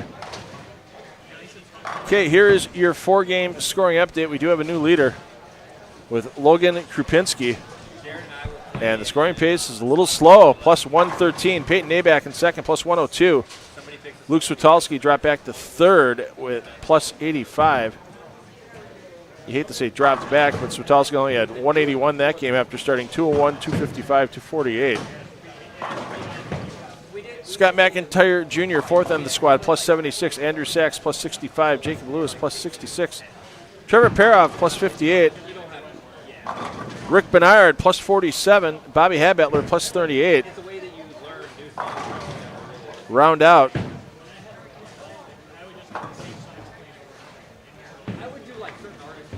Your top 9. Let's make it a top 10 here. Sebastian Vetter, plus 29. So I'll tell you what, if I'm at home right now,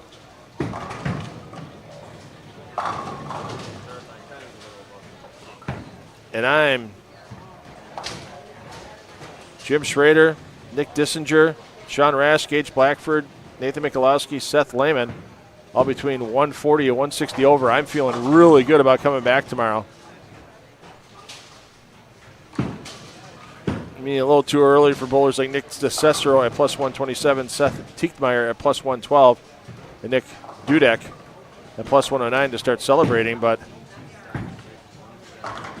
A-Squad having the chance to advance the majority of the bowlers to be, and a majority is 17, let's be honest. I'm not talking about advancing 27 out of 32 spots. That's not going to happen unless the entire squad here train wrecks. And I don't see that happening anytime soon.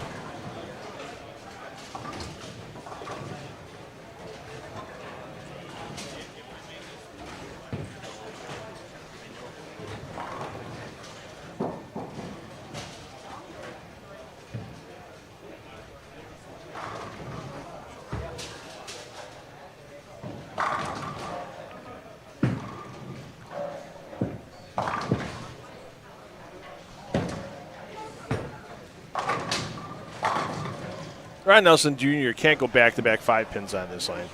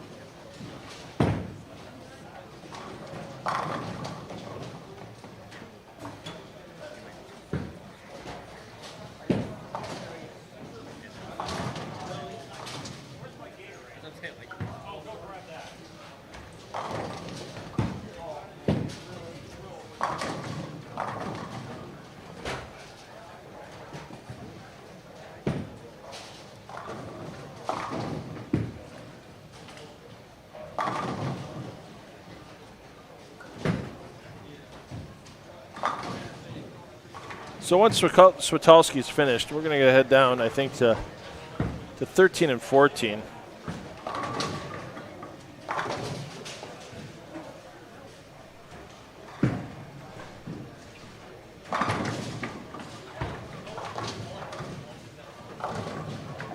As Corey Hirsch has got a pretty solid start, 5-bagger spare. Problem is for Hirscha,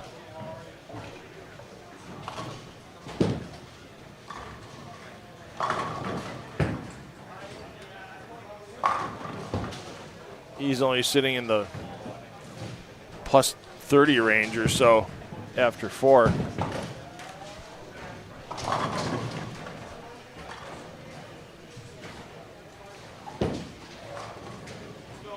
Yeah, plus 39, so Hirsch has got a long way to go. Switalski looking to salvage 221. That missing the head pin left on a 5-bagger, painful.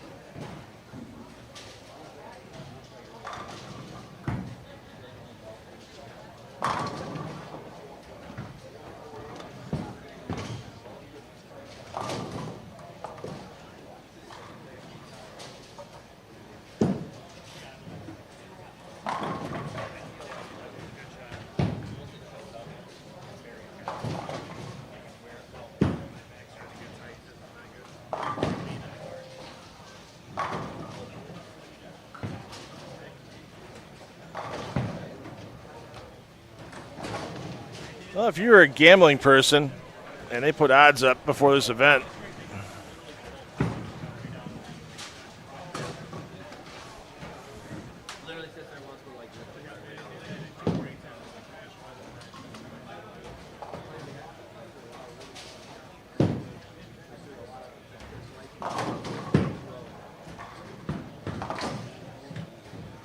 I would have said Dio would have beaten his dad, but right now Rick handling things quite well. He's at plus 47 and looking to add another 48 to that, trying to make the cut to tomorrow.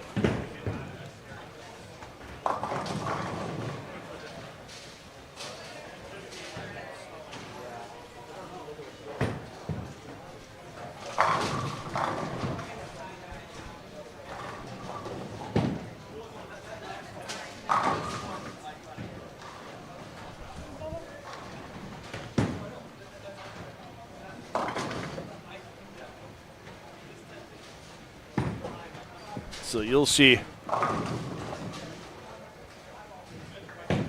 Rick Bernard up shortly.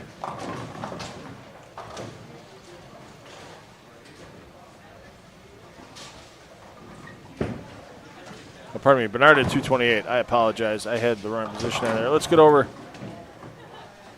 as we're waiting on Corey Hirsch to step up. He's your bowler C here on 13 and 14. 5-bagger spare strike for Hirscha. There he is coming into your picture. And yikes. Oh, that's not Hirscha, I'm sorry. That's Holste. Holste's having a good day, and now that's starting to come apart a little bit.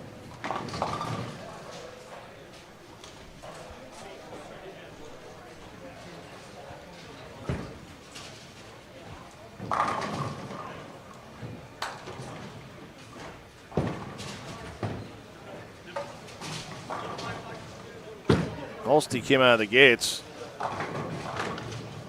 225, 231, and then it's been downhill since 190, 141 the next two games, and it's not looking pretty here for Holste as well. As the slide down the leaderboard continues.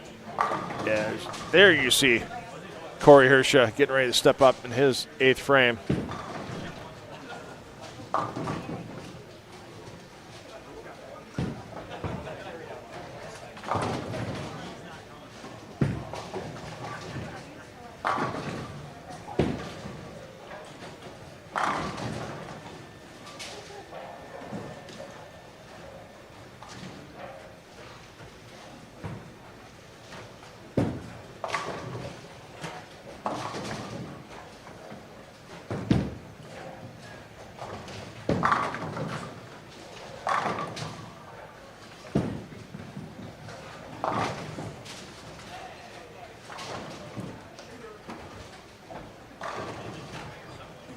Throw another one on the board for Hirscha here in Game 5. As he tries to climb up the leaderboard.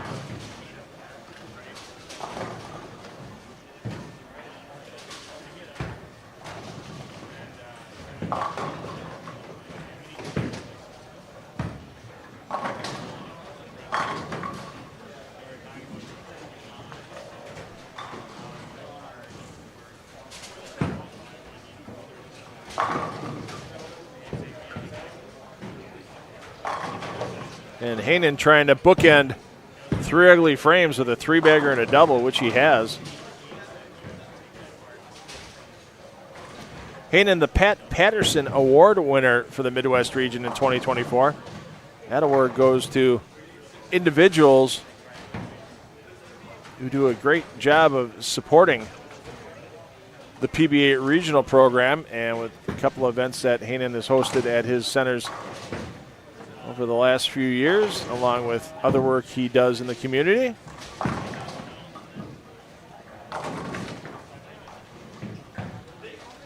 Paved the path for Stefan Hainan to take down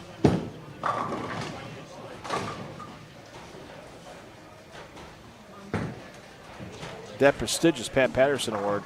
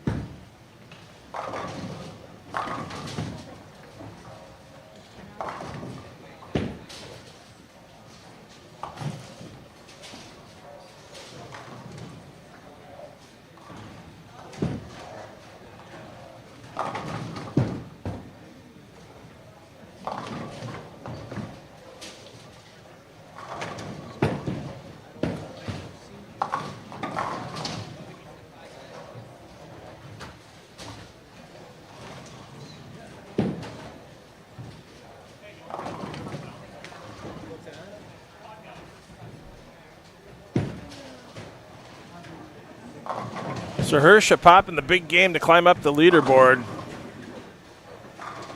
B squad, some of these players have a little work to do if they want to make the top 32 to advance to tomorrow. Your player movement after game 5 into game 6. Skip a pair land. Pardon me, just move a pair to the right. I'm sorry, one pair to the right. So these players you see on 13 and 14, they're simply going to move over to 15 and 16. As the PBA Celeste Walker Midwest Central Open rolls on here from Strike and Spare 2 in Lockport, Illinois. I'm $2 Phil Brylow taking you through the weekend. Happy to have you here. I know it's a busy holiday weekend for a lot of people. I'm glad that you're taking some of your time this evening to spend it here with us in Lockport, Illinois.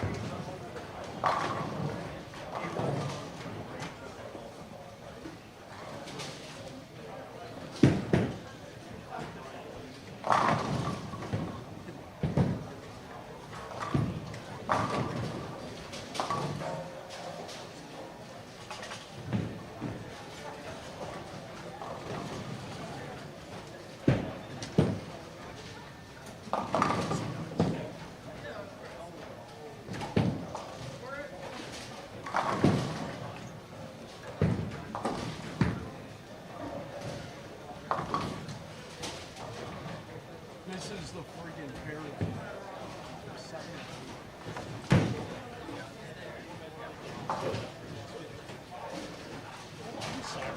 You think you would like own the place, right? Nah. Just by square footage here. It's actually a lease.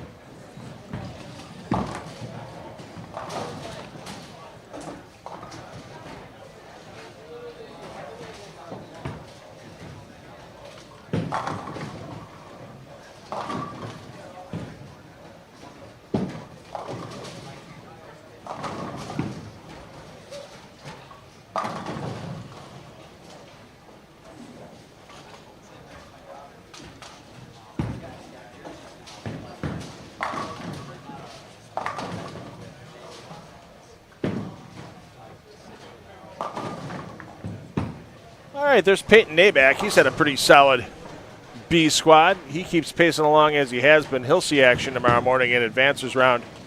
That'll be happening at 8:30 a.m. Central Time as Naback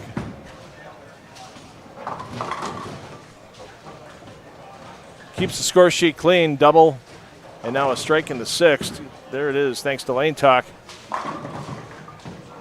We're using their scoring system all weekend long. Get your membership today, especially because that great app they have for your phone. You can track your scoring, track your own stats, just like a PBA Pro. Take care of your business in bowling at lanetalk.com. Got some pretty weird pacing right now. We just had some players start Game 6. We have these pairs that are in the 7th frame going into 6th or 7th frame.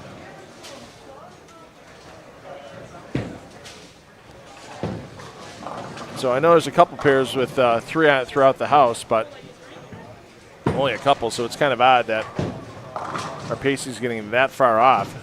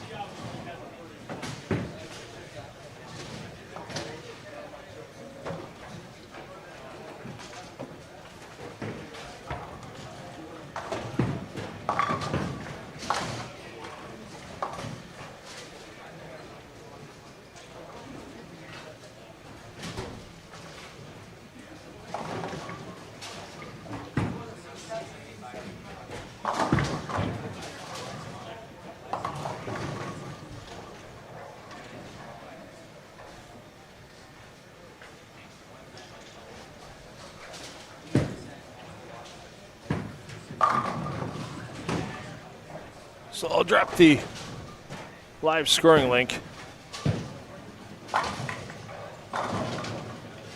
in the chat. Should have our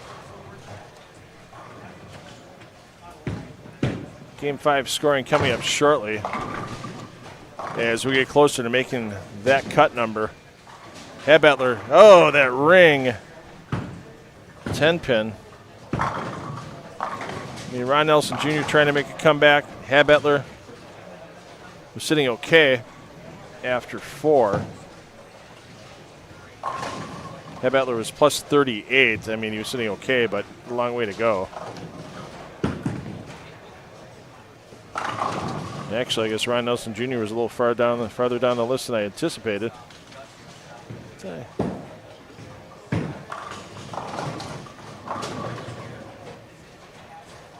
Yeah, Nelson Jr. at minus 20 after 4, so hopefully we'll have the 5-game update come across the wire shortly.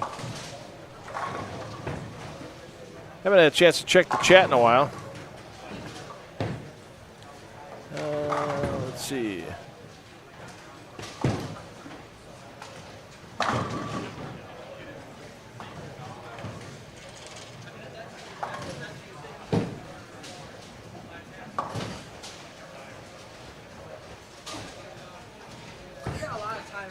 Hey, we can mention, I know in the chat it's turned towards Cleveland, and somebody, Robert said, mentioned the PBA no longer on Fox, and now they're talking Cleveland. Hey, think of all the great PBA tour stops that were in Cleveland over the years, like North Olmsted.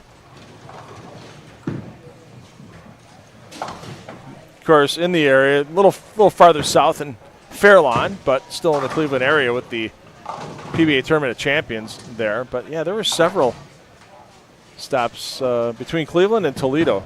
I mean, Toledo was home for the longest time at Imperial Lanes to the PBA National Championship, which is now the PBA World Championship. So technically, Earl Anthony was a 6-time world champion, if you count how the name of the title has changed. Won it 3 times, took a couple of years off from winning, and then won it another 3 in a row. I know he owned Earl Anthony's Dublin Bowl, but they should have given him an ownership stake in Imperial Lanes as well back in the day. Rick Bernard now with a 4-bagger trying to stay ahead of his son and keep himself in the cut number.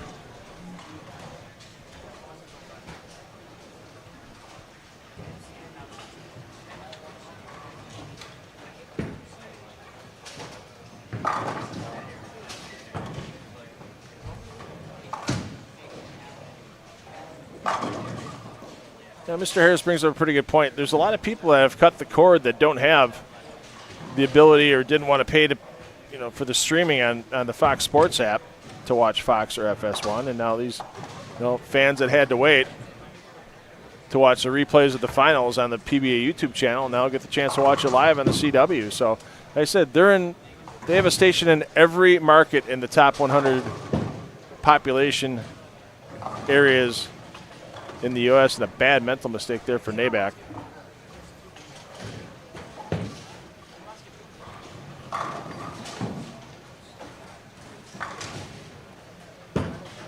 So I think that's a benefit. A lot of people are panicking because, the CW, my CW local station just shows a bunch of old shows and some teenage romance series on weeknights, and some do, but, as everything in life, things change, and the CW trying to make themselves a bit more of a sports network. I wouldn't be surprised if they announced some more sports that they'll be carrying in the near future as well, other than bowling. Remember back in the day on ESPN, after the ABC contract ran out, the PBA was the small fish in the big pond. There were so many other sports going on ESPN, and it was never on at the same time other than during the summer for a few years. You had some weeknight viewings when they didn't have Major League Baseball or anything of that nature.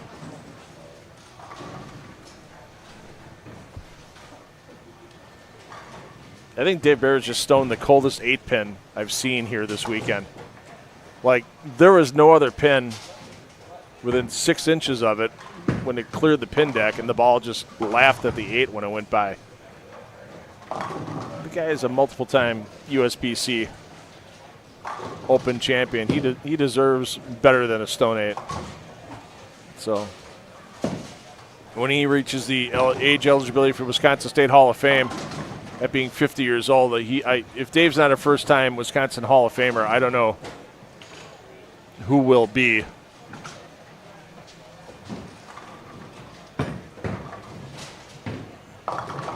Dave with a couple national titles, quite a few state titles in Wisconsin as well, some regional titles over his PBA career.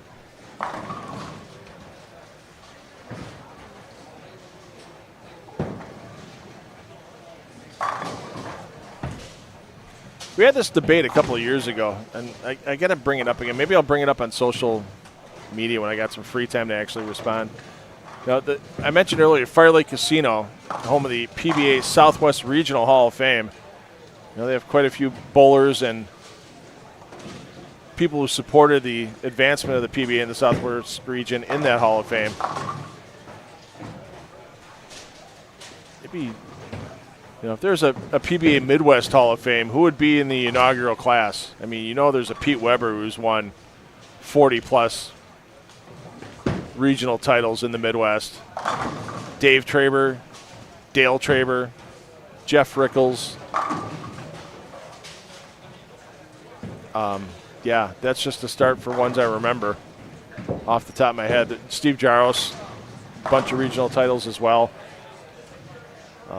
That inaugural class could probably be 15 or 20 great PBA Midwest regional players from over the years. I think you got to let Pete Weber lead that list. Dale Bernard back to his side of the lane. He was trying to throw that reverse hook off the right side before. Back to the left, a little more loft, a little slower on the ball speed. That one he gets them all the fall. But Dio would have a lot of work to do to try to make competition tomorrow.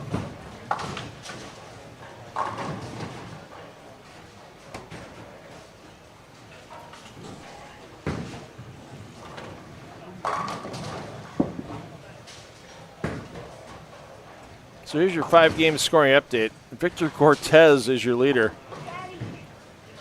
Yeah, plus 148. Scott McIntyre Jr. second, plus 134. Peyton Naback third, plus 125. We saw Corey Hirsch's big 279 game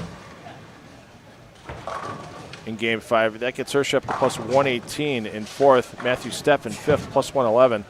Luke Switolski sixth, plus 96. Bobby Habetler seventh, plus 86. Darren Bloomquist eighth, plus 81. Jacob Lewis ninth at plus 74, and Brandon Runk 10th at plus 71, but at that pacing, a 2:14 pace, that's not going to cut it. Mentioned earlier that 2:17 pace that Nate Michalowski and Seth Lehman had on A squad left them in 19th and 20th place.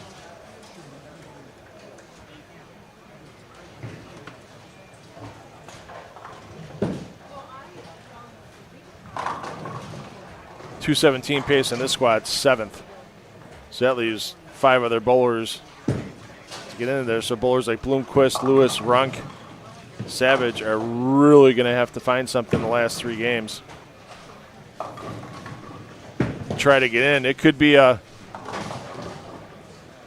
19 and 13 or 20 and 12 split between A squad and B squad for the advancers for tomorrow. But tomorrow we get everybody back under the same loop as Habetler on the fill ball. Not a lot of damage, but he only manages to put 200 up on the board.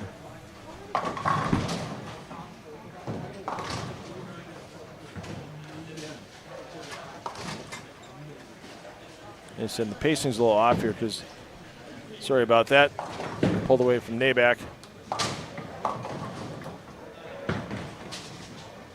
And he's going to finish with a max of 203. McIntyre's had a nice run.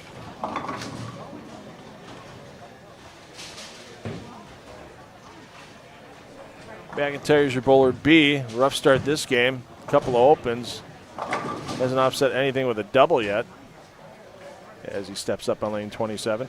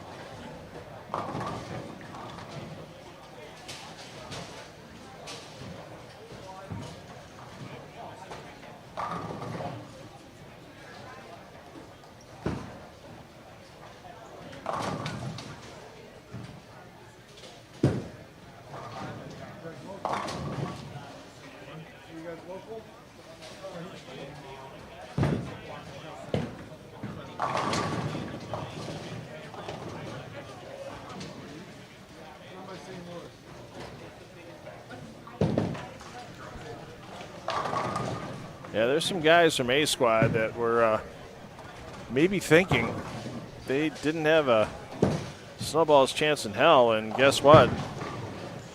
Hell's getting a little cooler at the moment. Well, the hell that they're in, waiting to see if they make the cut for tomorrow.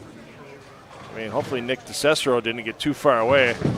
His plus 127 could have a chance. Seth Tieckmeyer plus 112. Yeah, you never know. Even Nick Dudek at plus 109 and Alex Acosta plus 103. I mean, if some of these players don't get something together these last 2.5 games, there's an outside chance.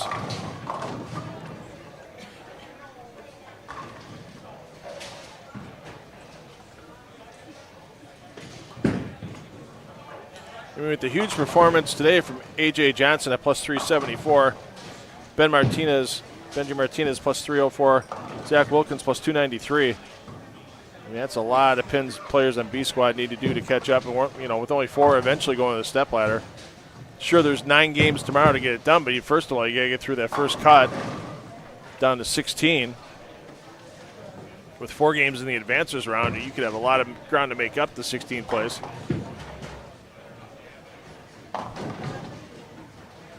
Ryan Burton trying to pop together another big game. And Burton can't get the 7 to go.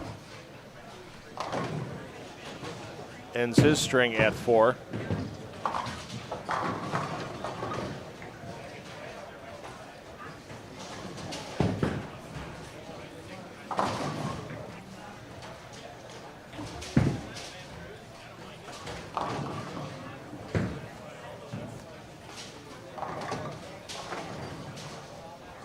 Yeah, I can't believe the pace is this out of whack. I mean, these pairs with 4, there's pairs with 4 and a pair right now that are in their almost 5th frame of Game 7 down on the low end. And we have bowlers in the 6th frame of Game 6 here on 25 and 26, and I've seen nothing in the way of breakdowns and such. It's just either some of these bowlers on these pairs must be throwing 2 balls more often than not. To be that out of pace is unusual in an event like this. I can see if there were a few 3 on a pairs with a couple of 4 on a pairs, where the 4 on a pairs would get a game behind by this point, but not, yeah. a bit odd, as they say. A tad bit odd.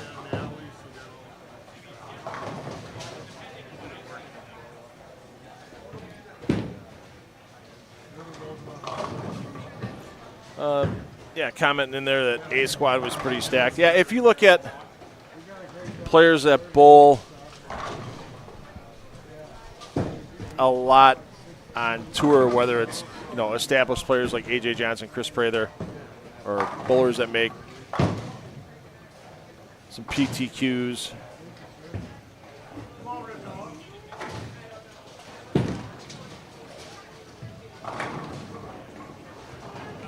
Like,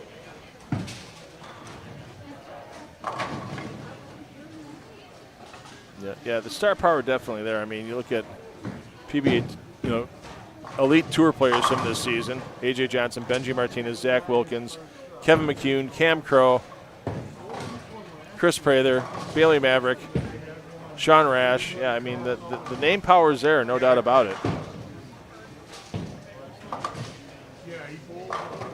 Last year's champion and young man who won the inaugural PBA LBC National Championship with Trey Heinrichsmeyer.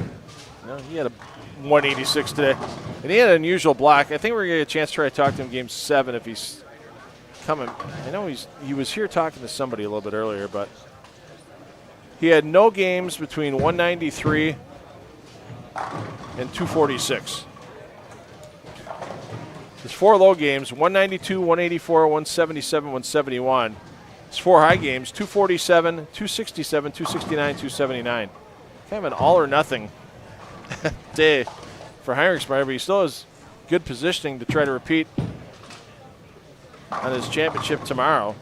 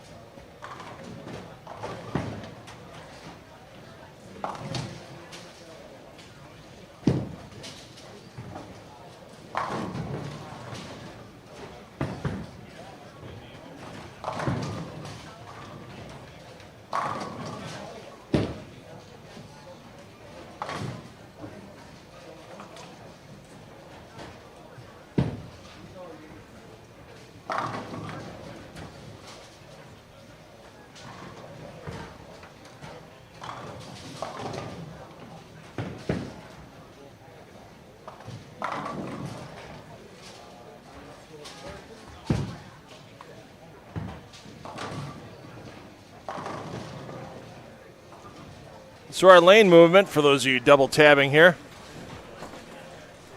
from game 6 to game 7.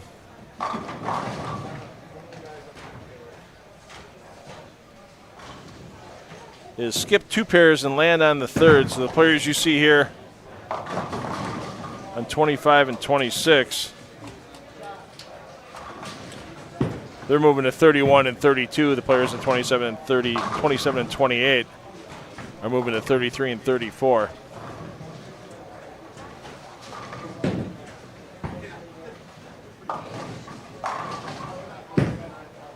So just 2 games remaining here for B squad of the PBA Celeste Walker Midwest Central Open.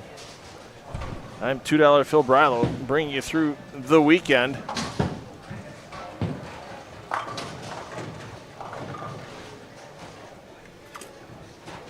We'll get you a 6-game scoring update, and we're going to try to get that guest in the booth once we get Game 7 up and running across the house here at Strike and Spare 2 in Lockport.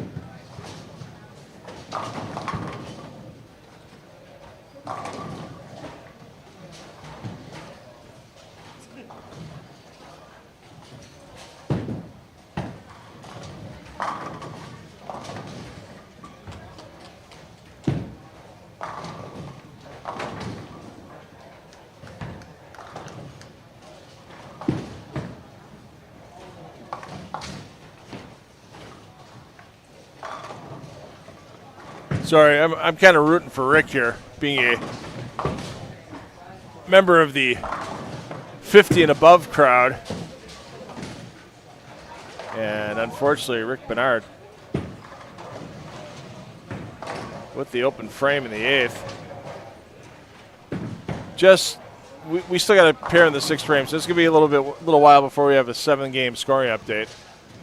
We've got another pair. They're going to be waiting a while to bowl, as this pair here that's on 3 and 4 is supposed to go to 7 and 8. They're only in the 6th frame, so there's some weird pacing going on here this evening. But that's okay. We're here for the duration, and we hope you are as well.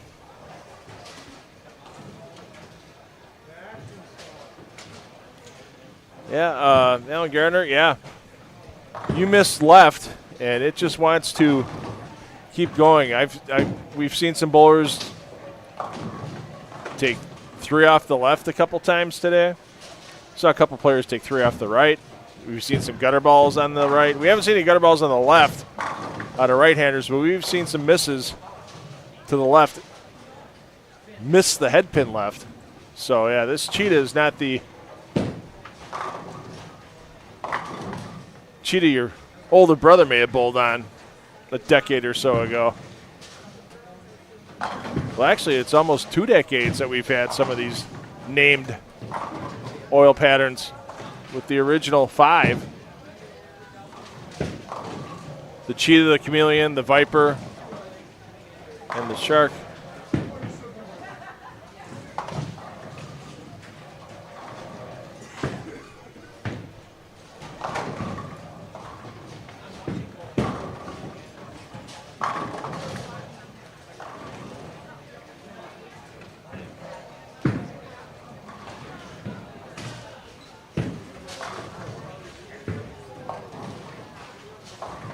Throw the scorpion in there, and there's your original 5. Chameleon, cheetah, scorpion, shark, viper. Then for animal patterns, over the years, they had the wolf and the badger.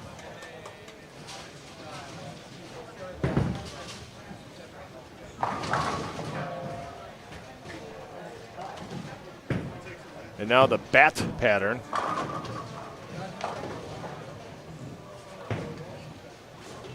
Of course, plenty of patterns named after PBA legends: the Monticelli, the Hardwick, the Salvino, Ballard, Weber, Carter, Johnson, Anthony, Petraglia, Roth, Holman, Albee, and Webb, all with named patterns. And of course, on the PBA junior side, have some of the younger stars of not just the PBA but the PWBA that have patterns, as there's the Daniel McEwen pattern, the Bill O'Neill pattern, and the EJ Tackett pattern. And those 3 patterns will come into play for our PBA junior players that are participating in the PBA Junior World Series of Bowling, June 16th through 19th at Bolero Mount Prospect. So the same center that they're having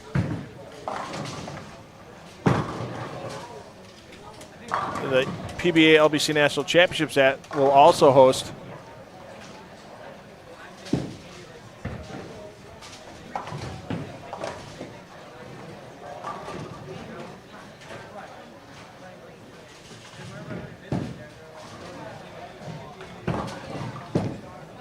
the PBA Junior World Series of Bowling. They'll bowl on all 3 patterns, and then they will crown an overall PBA Junior Champion, PBA Junior World Champion.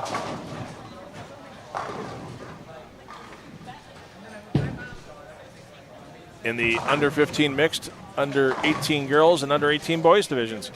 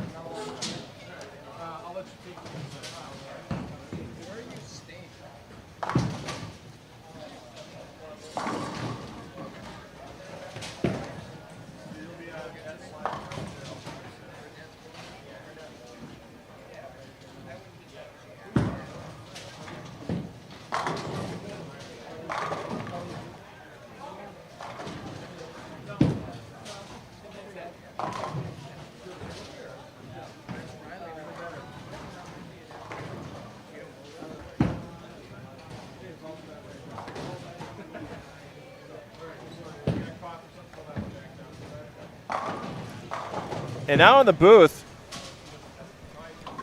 finally got a chance to talk to him after all the running around we've been doing all day with this off timing and stuff like that. But glad we get a chance to talk to our defending champion, Trey Heinrichsmeyer. Trey, I mentioned before you got in the booth here about the gap in your scores all day long. I don't want to say it was an all or nothing day. But it was pretty close. Pretty close. Apparently, because your name is so long with Heinrichsmeyer in the end, my graphic won't take it, and now you're just like Cher. You're just Trey. You're just Trey. That's fine. You're like Belmo. Yeah, Everybody knows Belmo. Everybody knows Norm. Now it's Trey. I like it. We'll stick with that. Why the up and down? Why the all or nothing? Was it just who you followed in the cross? What was going on with that? Yeah, I don't really know either. I kind of didn't really change much because the first two games I threw the urethane ball. I had 540. I had them pretty good early. Kind of helped that I had two lefties on my pair game one, so I set them up pretty good for myself. I missed one time with a 9-pin, so nothing crazy there. And then I got to follow Rash, Wilkins, and who else? That was let's see. Let me go back on my roster because that was Bailey. that was like a Bailey, that was like a PBA. Yeah, Ben Yeah. Sobel, who's bowled a lot of PBA Yep. PTQs. So yeah, that's like following a tour pair Yeah, right that there. was So you know pretty that's set up nice. I enjoyed that. So had the front eight on that pair, had them pretty good, and then I don't think we made the flip, but I hit another pair where there was a couple plastic balls that went down the lane, and they were a little cliffed. Yeah.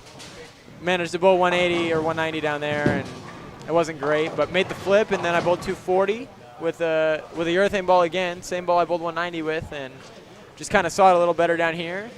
And then it kind of got to the point where I had to get out of it, and I tried getting out of it. Didn't work too well. I could only figure out one of the lanes. They were a little different, and somehow ground my way to 180 again, and threw a backup ball for one of the games, bowled the same score. It didn't really matter what I did. I was kind of bowling 180, and then the last game I made an all or nothing because I was kind of around the number, and I figured, well, if I don't make it, I guess I'm going to Michigan to bowl a 10K. So kind of just took my chances with it, and had spare 8-bagger, so it worked out pretty well and bowled 260. So there you go. Oh yeah, and the good news, the payout here is a lot deeper than absolutely the top heavy and the 10. Nothing wrong with the 10K. It's a great tournament in Grand Rapids. There's going to be a lot of guys that don't make the cut here that are heading there tonight. I'll head there, first thing tomorrow to try to hit some last chance qualifying squads tomorrow afternoon and the Desperado tomorrow night. So before they hit match play on Monday. Yeah, I figured out if I got time to go up there for 2 squads tomorrow night if I don't make the ladder. So that's kind of my plan right now. Hopefully I make the ladder. Yeah, that's the plan. Defending in another 3K is a great thing. So now you have 2 years of college bowling under your belt? 1 year. This was your freshman year. Yeah. That's right. You were 17. You were just done with your junior year when you won the LBC. So following transition out here at the regional level, is it any different than following transition in collegiate bowling? Because there's a lot of college players in this field again this weekend. The great rule the PBA has, if you're a college player, you can bowl in an event if there's room. You don't have to worry about the cash rule either, so you can hit a lot of regionals during the summer and maybe make a few bucks. Is the transition different between the two? Absolutely. Okay. College bowling is an interesting concept. So I've always been more of a fan of this because everybody kind of does their own thing. College bowling, it's team bowling. Everybody tries to bowl together, which is great, and it's a lot of fun, especially when all the guys know what they're doing. And like with the guys at Wichita, we have a great time. Our first pair, we'll always bowl a lot more on our first pair because we get to break them down for ourselves, and it's a lot of fun. Right. But out here, you can't do that. Yeah. So it's kind of pair-to-pair is definitely just as different, but it's in a different way. College bowling has a lot of purple hammers, a lot of big balls. We usually bowl on about 36 mils all the time. Yeah. And it's pretty much the same thing every week, just depending on where we're at in the country. So What the surface happens to be that week. Yeah. That type and of thing. the length of the pattern. Yeah. But that's about it. We usually throw the big balls with surface, and then we usually play a lot straighter angles than we would out here. So there's a lot more urethane, too. A lot of purple hammers. Yeah. Does that affect your doing that for basically 7 months out of the year? Does that affect how you have to approach a regional differently once that was done? I mean, Absolutely. What was the prep for this compared to a college event? Well, the last 2 weeks at school, we didn't have any team practices because we were already done with the season. Got back from nationals, and I spent a lot of time working on what I already had before I got there. Since I'd spent so much time working on being more forward, trying to get my ball to see it sooner and more smoother ball reaction. But now, like, you want to create open angles, you got to bowl 260 all the time out here, whereas college bowling, 9 spare is great. Yeah. So just kind of working on seeing the angles the right way again. And if you want an example of how much you are a product of your environment, my PAP went up 2 inches since I've been there. So that's a ball that's now rotating with a With positive higher tilt. track. Yeah. I had with a higher I had an inch in negative tilt, and now I'm an inch in the positive. Okay. So that shows how much you are a product of your environment. So is it harder to read your roll out here now at the regional No. level or no? Okay. No, I think just because it's slowly worked its way there, I've kind of gotten used to it. Okay. And I still bowled some tournaments when I was in college, like bowled a couple regionals, and I bowled the Players, Masters, U.S. Open, so kept sharp with those things, and it's all just kind of part of the process, but it's definitely different going from full-time this to full-time that. Yeah. So. How many more regionals are you planning on bowling during the summer here? Oh, as many as I can, hopefully. Okay. I know there's a doubles one. I think I'm going to bowl with Bobby. He asked me to bowl, Okay. so see if I can bowl that one. And then I was hoping to make it to a couple, but as long as the schedule works out. But Yeah. When do you go back to school? August sometime, middle Okay. of August. So the rumor has it there's going to be a great swing coming up in Ohio with Minster, Ohio is kind of a almost super. And then Coldwater. Everyone needs to bowl Coldwater once in their life if they're a PBA member. Yeah, I was hoping to make it to those. I don't know if it's going to be possible, though, because there's Springfield doubles around that time. And I'm planning on bowling that. 10K on top in Coldwater. Yeah, I know. It's really tempting. Yeah. And a great patio to have fun on. Absolutely. Yeah, I've heard. Sounds like a good time. So what's the game plan for tomorrow? You get here at 8:30. I mean, or we start at 8:30. So what time are you gonna get here? Get your equipment prepped, that kind of thing. I'll probably get here around 7:45. I like being early. Got to stretch and stuff like that. I know I'm young. Got to stretch. You still got to stretch. Absolutely. I don't know. I hit my balls with 180 this morning and then hit them with 500 over top because I think the 78s, if you let them shine up a little too much, they kind of just don't hook too much. Yeah. So I usually like to crack the cover with a 180 pad or just get some teeth under it and then hit it with something over it to get it through the fronts. But hopefully I have a decent enough start like today. Yeah. A nice little 540 for 2. So right. Plan on that. And 4 games in that advancers round.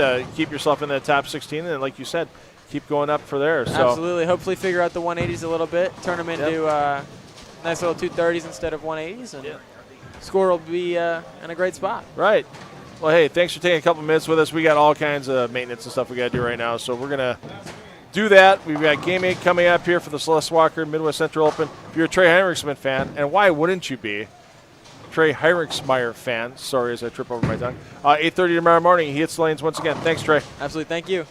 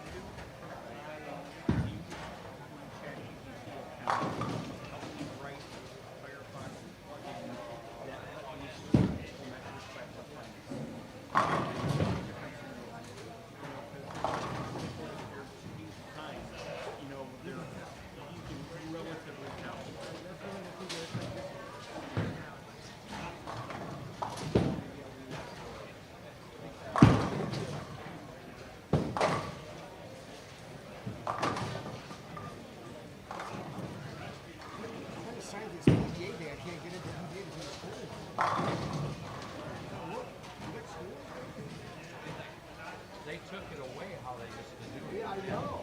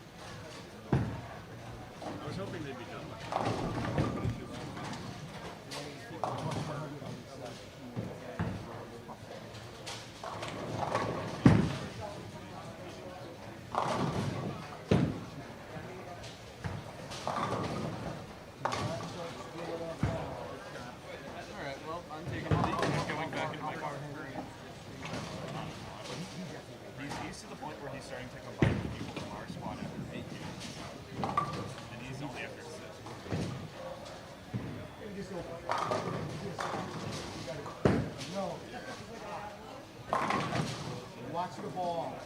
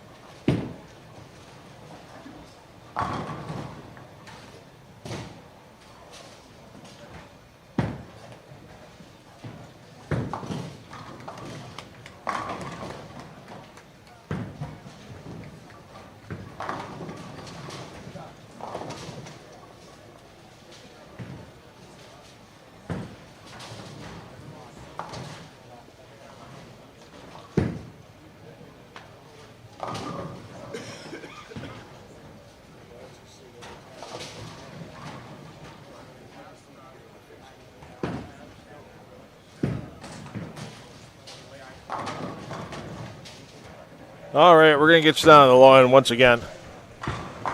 We got some players almost, well, I don't want to say finished, but we got some players in the 6th and 7th frames here.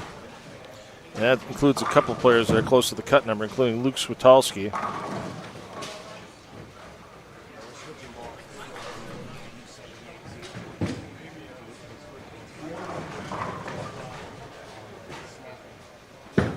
Let's actually get over to Switalski's pair, 7-8. He just left a crossover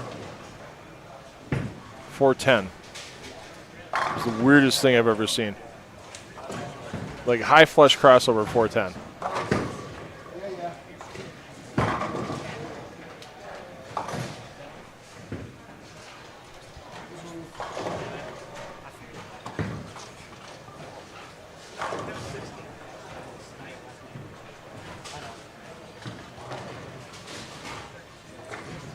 So Switalski trying to bounce back off back-to-back opens.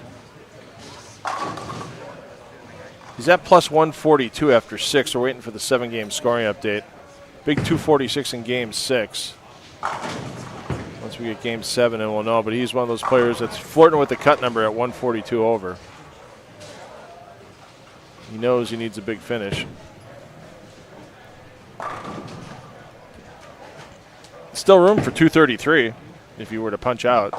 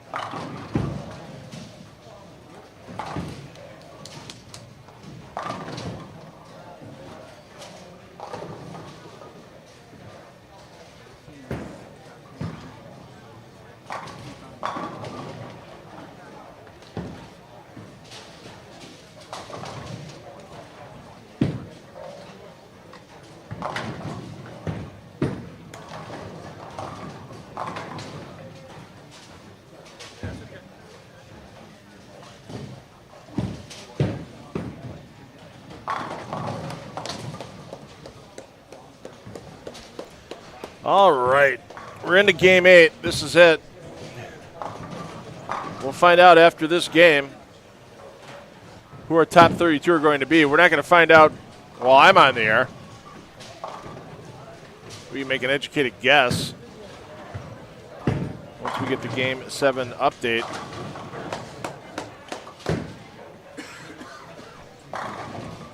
In on the live scoring. Let me drop that live scoring link in the chat again for those of you hanging in with us.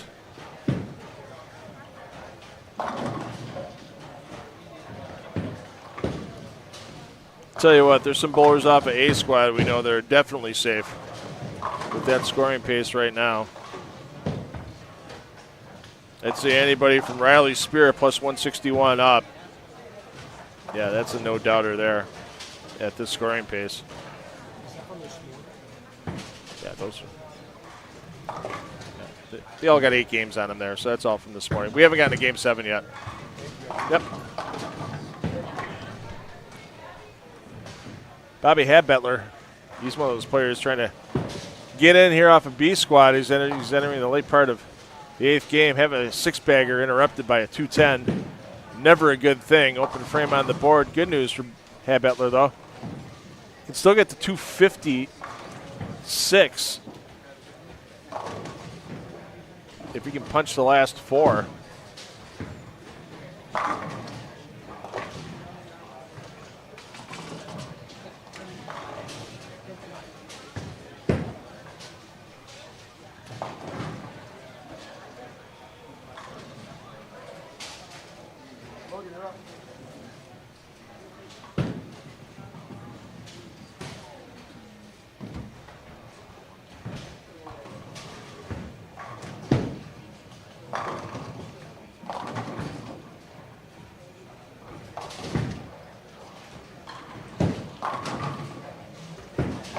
Wow, that was almost a wrap 10 with a smash 7 on lane 8. Rick Bernard. I'm rooting for Rick as a fellow over 50.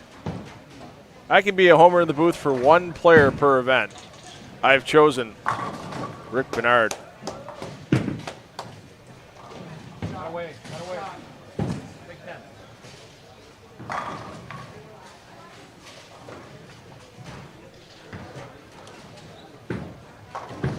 Rick can get to 213 with striking out, but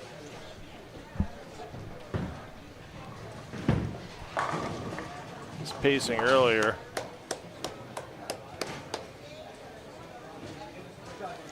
He's at plus 54 after 6, so yeah, he needed a bunch. I don't think he's going to get there.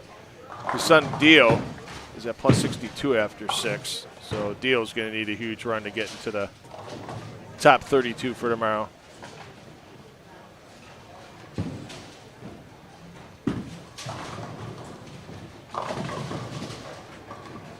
As soon as we get that 7-game scoring update, we'll keep checking in on it.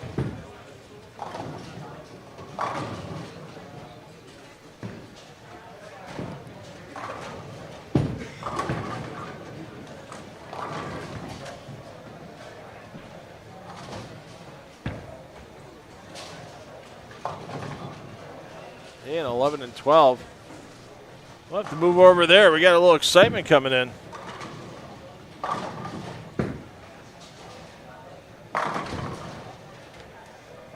As we've got a front bunch. 8 to be exact. And guess who that is? Trying to make their way with a late run into tomorrow. That's Dio Bernard.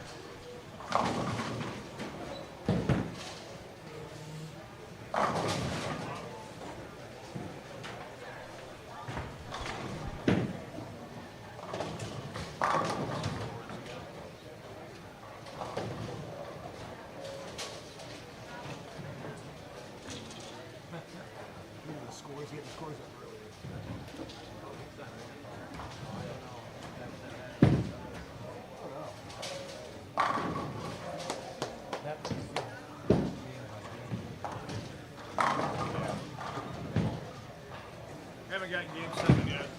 Still no game 7? They were way behind up there. Oh, they were? Oh, they were almost a full game behind on a couple of those pairs. Really? Yeah. So Bernard looking to make it with the front 9. Out of the hand, down the lane. And the 7 goes late for Dio. There's a smile. If you don't smile after getting a break like that, you don't deserve to be a professional bowler. No, I'm kidding. You earn those strikes.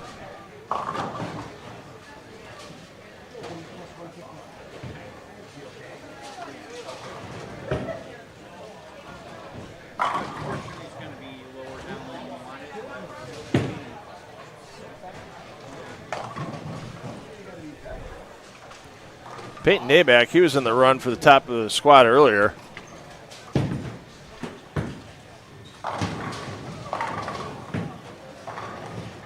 Still at plus 128 after 6. Still waiting on that 7-game update.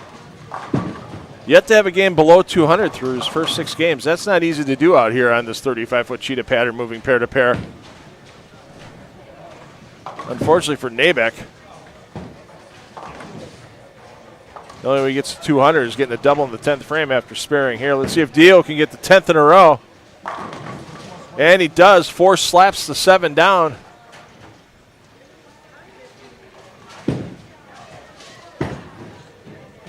And the late charge from Bernard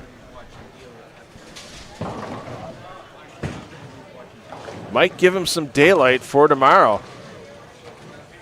Even if he was just at 200 in Game 7, what he's throwing here is going to pass all those bowlers at the plus 140 level. And Dio's dad, Rick, right next door to get a bird's eye view.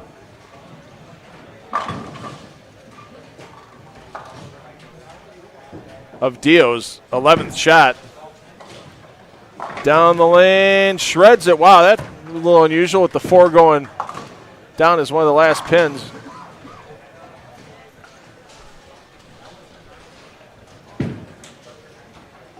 And Dio was at plus 77, so his game 7 was 215, and now he's going to throw 300 on top of it, possibly. He's in the 290s already. So we'll see Dio Bernard tomorrow. We saw the early struggles for Dio. Actually went to the reverse hook off the right side of the lane back in Game 2. But now he's got himself sighted in.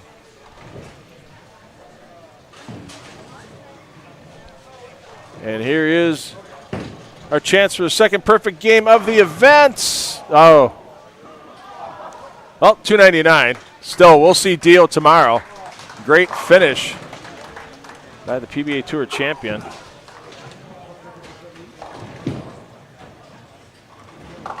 So I think we got an updated Game 7. It's not fully official yet. I don't have them in true statistical order, but I'll do the best I can. Victor Cortez, plus 189, leads the squad. Logan Krupinski, plus 187, second. Peyton Nabak, third, plus 176. So Nabak, I mean, a mark, he stays in that plus 170 range, so he's fine. Big 248 in Game 7 for Nabak. Helped him pad his previous total. Yeah, even if he gets to 198, he's in good shape. Scott McIntyre Jr. plus 164, and then Luke Switalski plus 146. I'm not sure what Switalski ended with. Switalski ended with 211, so it's 157. I think Luke will be okay. There's a lot of bowlers in the 140s behind him, even though he's disappointed with how he finished. I think we're going to see Luke Switalski tomorrow.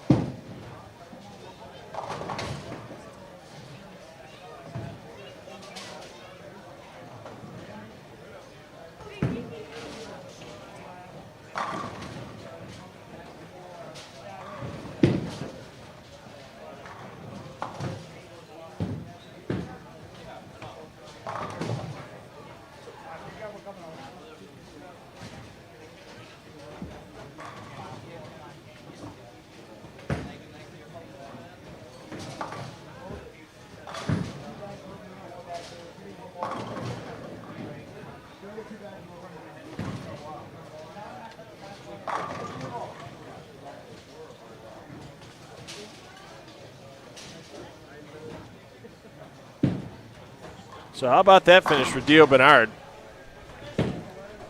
Make sure he gets himself into tomorrow's Advancers round. Once again, Advancers round starts 8:30 a.m. just over 12 hours from now. We're packing a lot of bowling into a weekend here inside of Strike and Spare 2. And we're glad to be being able to bring that to you on the PBA YouTube channel. And thanks to our sponsors that are letting this stream happen for free. One of those sponsors being the PBA LBC National Championships 2025 event starts next Saturday. A couple big names on opening day. Kyle Troop bowling the opening squad, 9 a.m. on Saturday, May 31st. And Norm Duke will be part of the opening ceremonies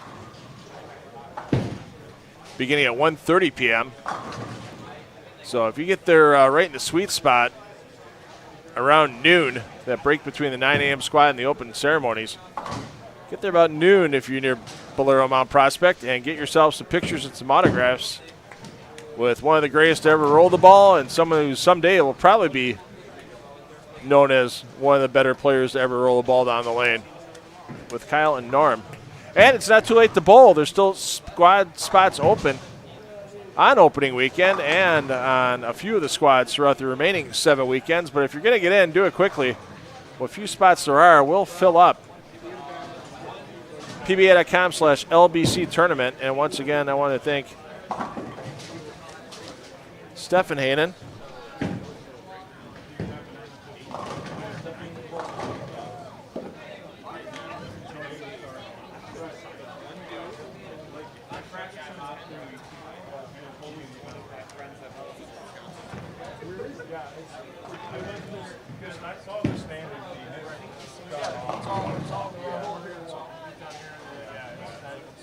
Well, I wasn't sure if the something. All right, because you had 1:30. Yeah, I know. It is. But I think you actually have a chance.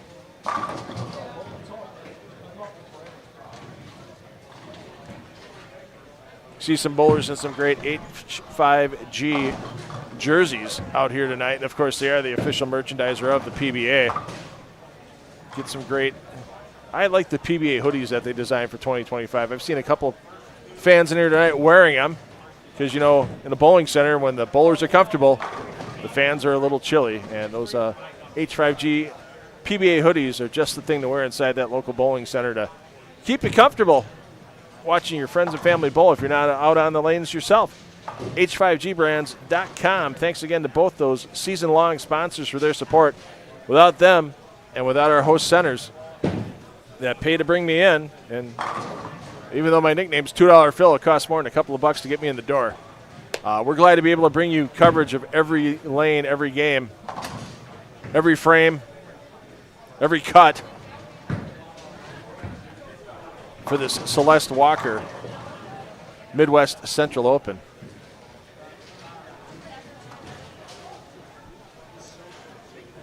So if there is a tie for 32nd spot, it will be broken by a one-game roll-off. We're not going to keep the stream rolling on that. I know for some of you it's getting to be a little bit later on a Saturday night. You want to head places. If we do have a tie, we'll definitely take some video and show you some highlights in the morning because it will be for 32nd place, and it will have bowlers having to go a long way up the standings in order to advance out of that aptly named Advancers round tomorrow morning at 8:30.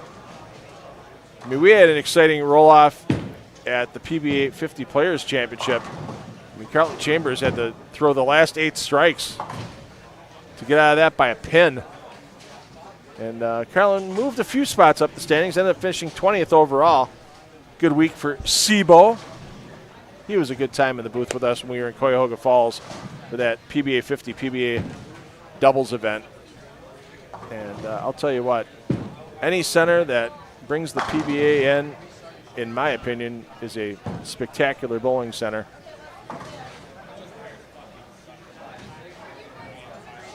So this will end the audio portion of our programming this evening.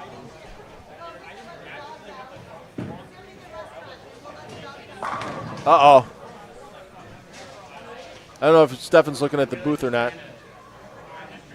No, he's too far down. He never saw it. Yikes. Not the way you want to wrap up your tournament competition as the night goes on. So we'll be back tomorrow morning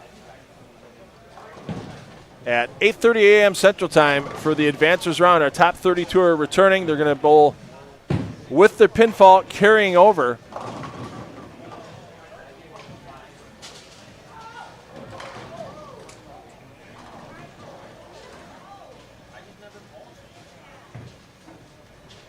And we'll cut to the top 16 after that 4-game block.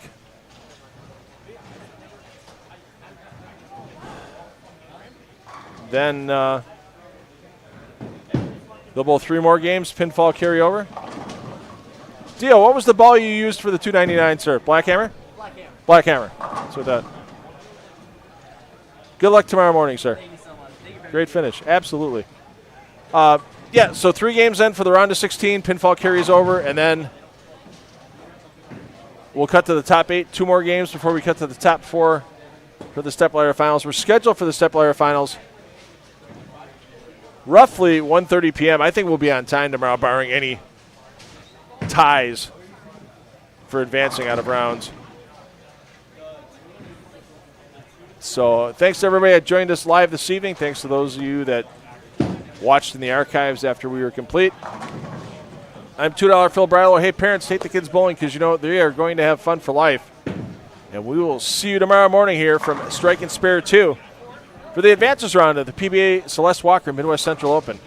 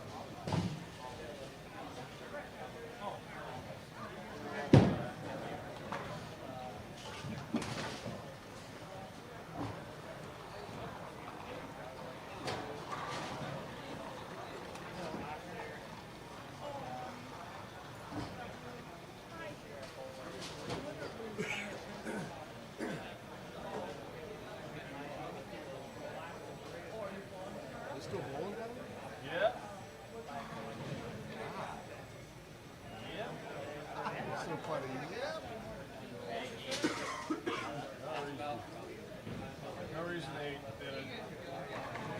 20. There's no breakdowns. They're 25 minutes behind. Wow, that's crazy. Just nuts.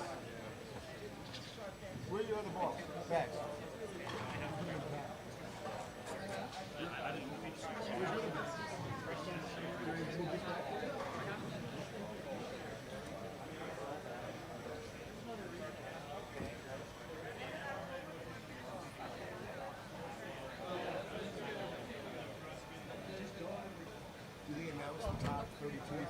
No, that's it's all 32. Okay, No one else okay, is cut okay. for- If there's a tie, so Gotcha. so they're on A squad. They got a half hour to get back here after the Oh, really? Okay.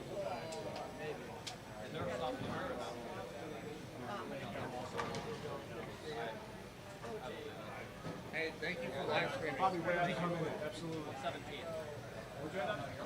Hey, that is super tight. Yeah, it's a sweat. I know someone at 109. Ruck was at 130. I think he's it's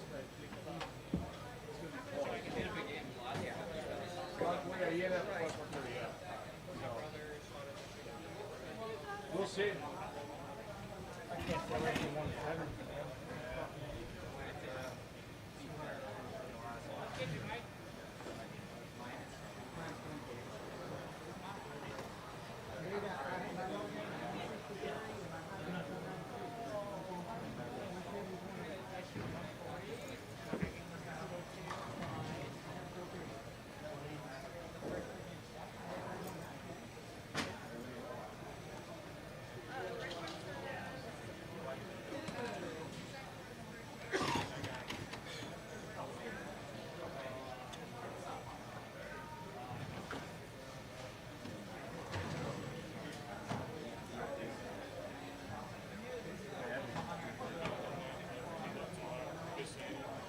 See you again maybe this summer sometime.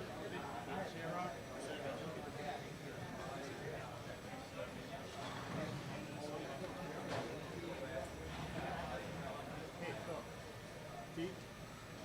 Did you have any standings at all? I haven't.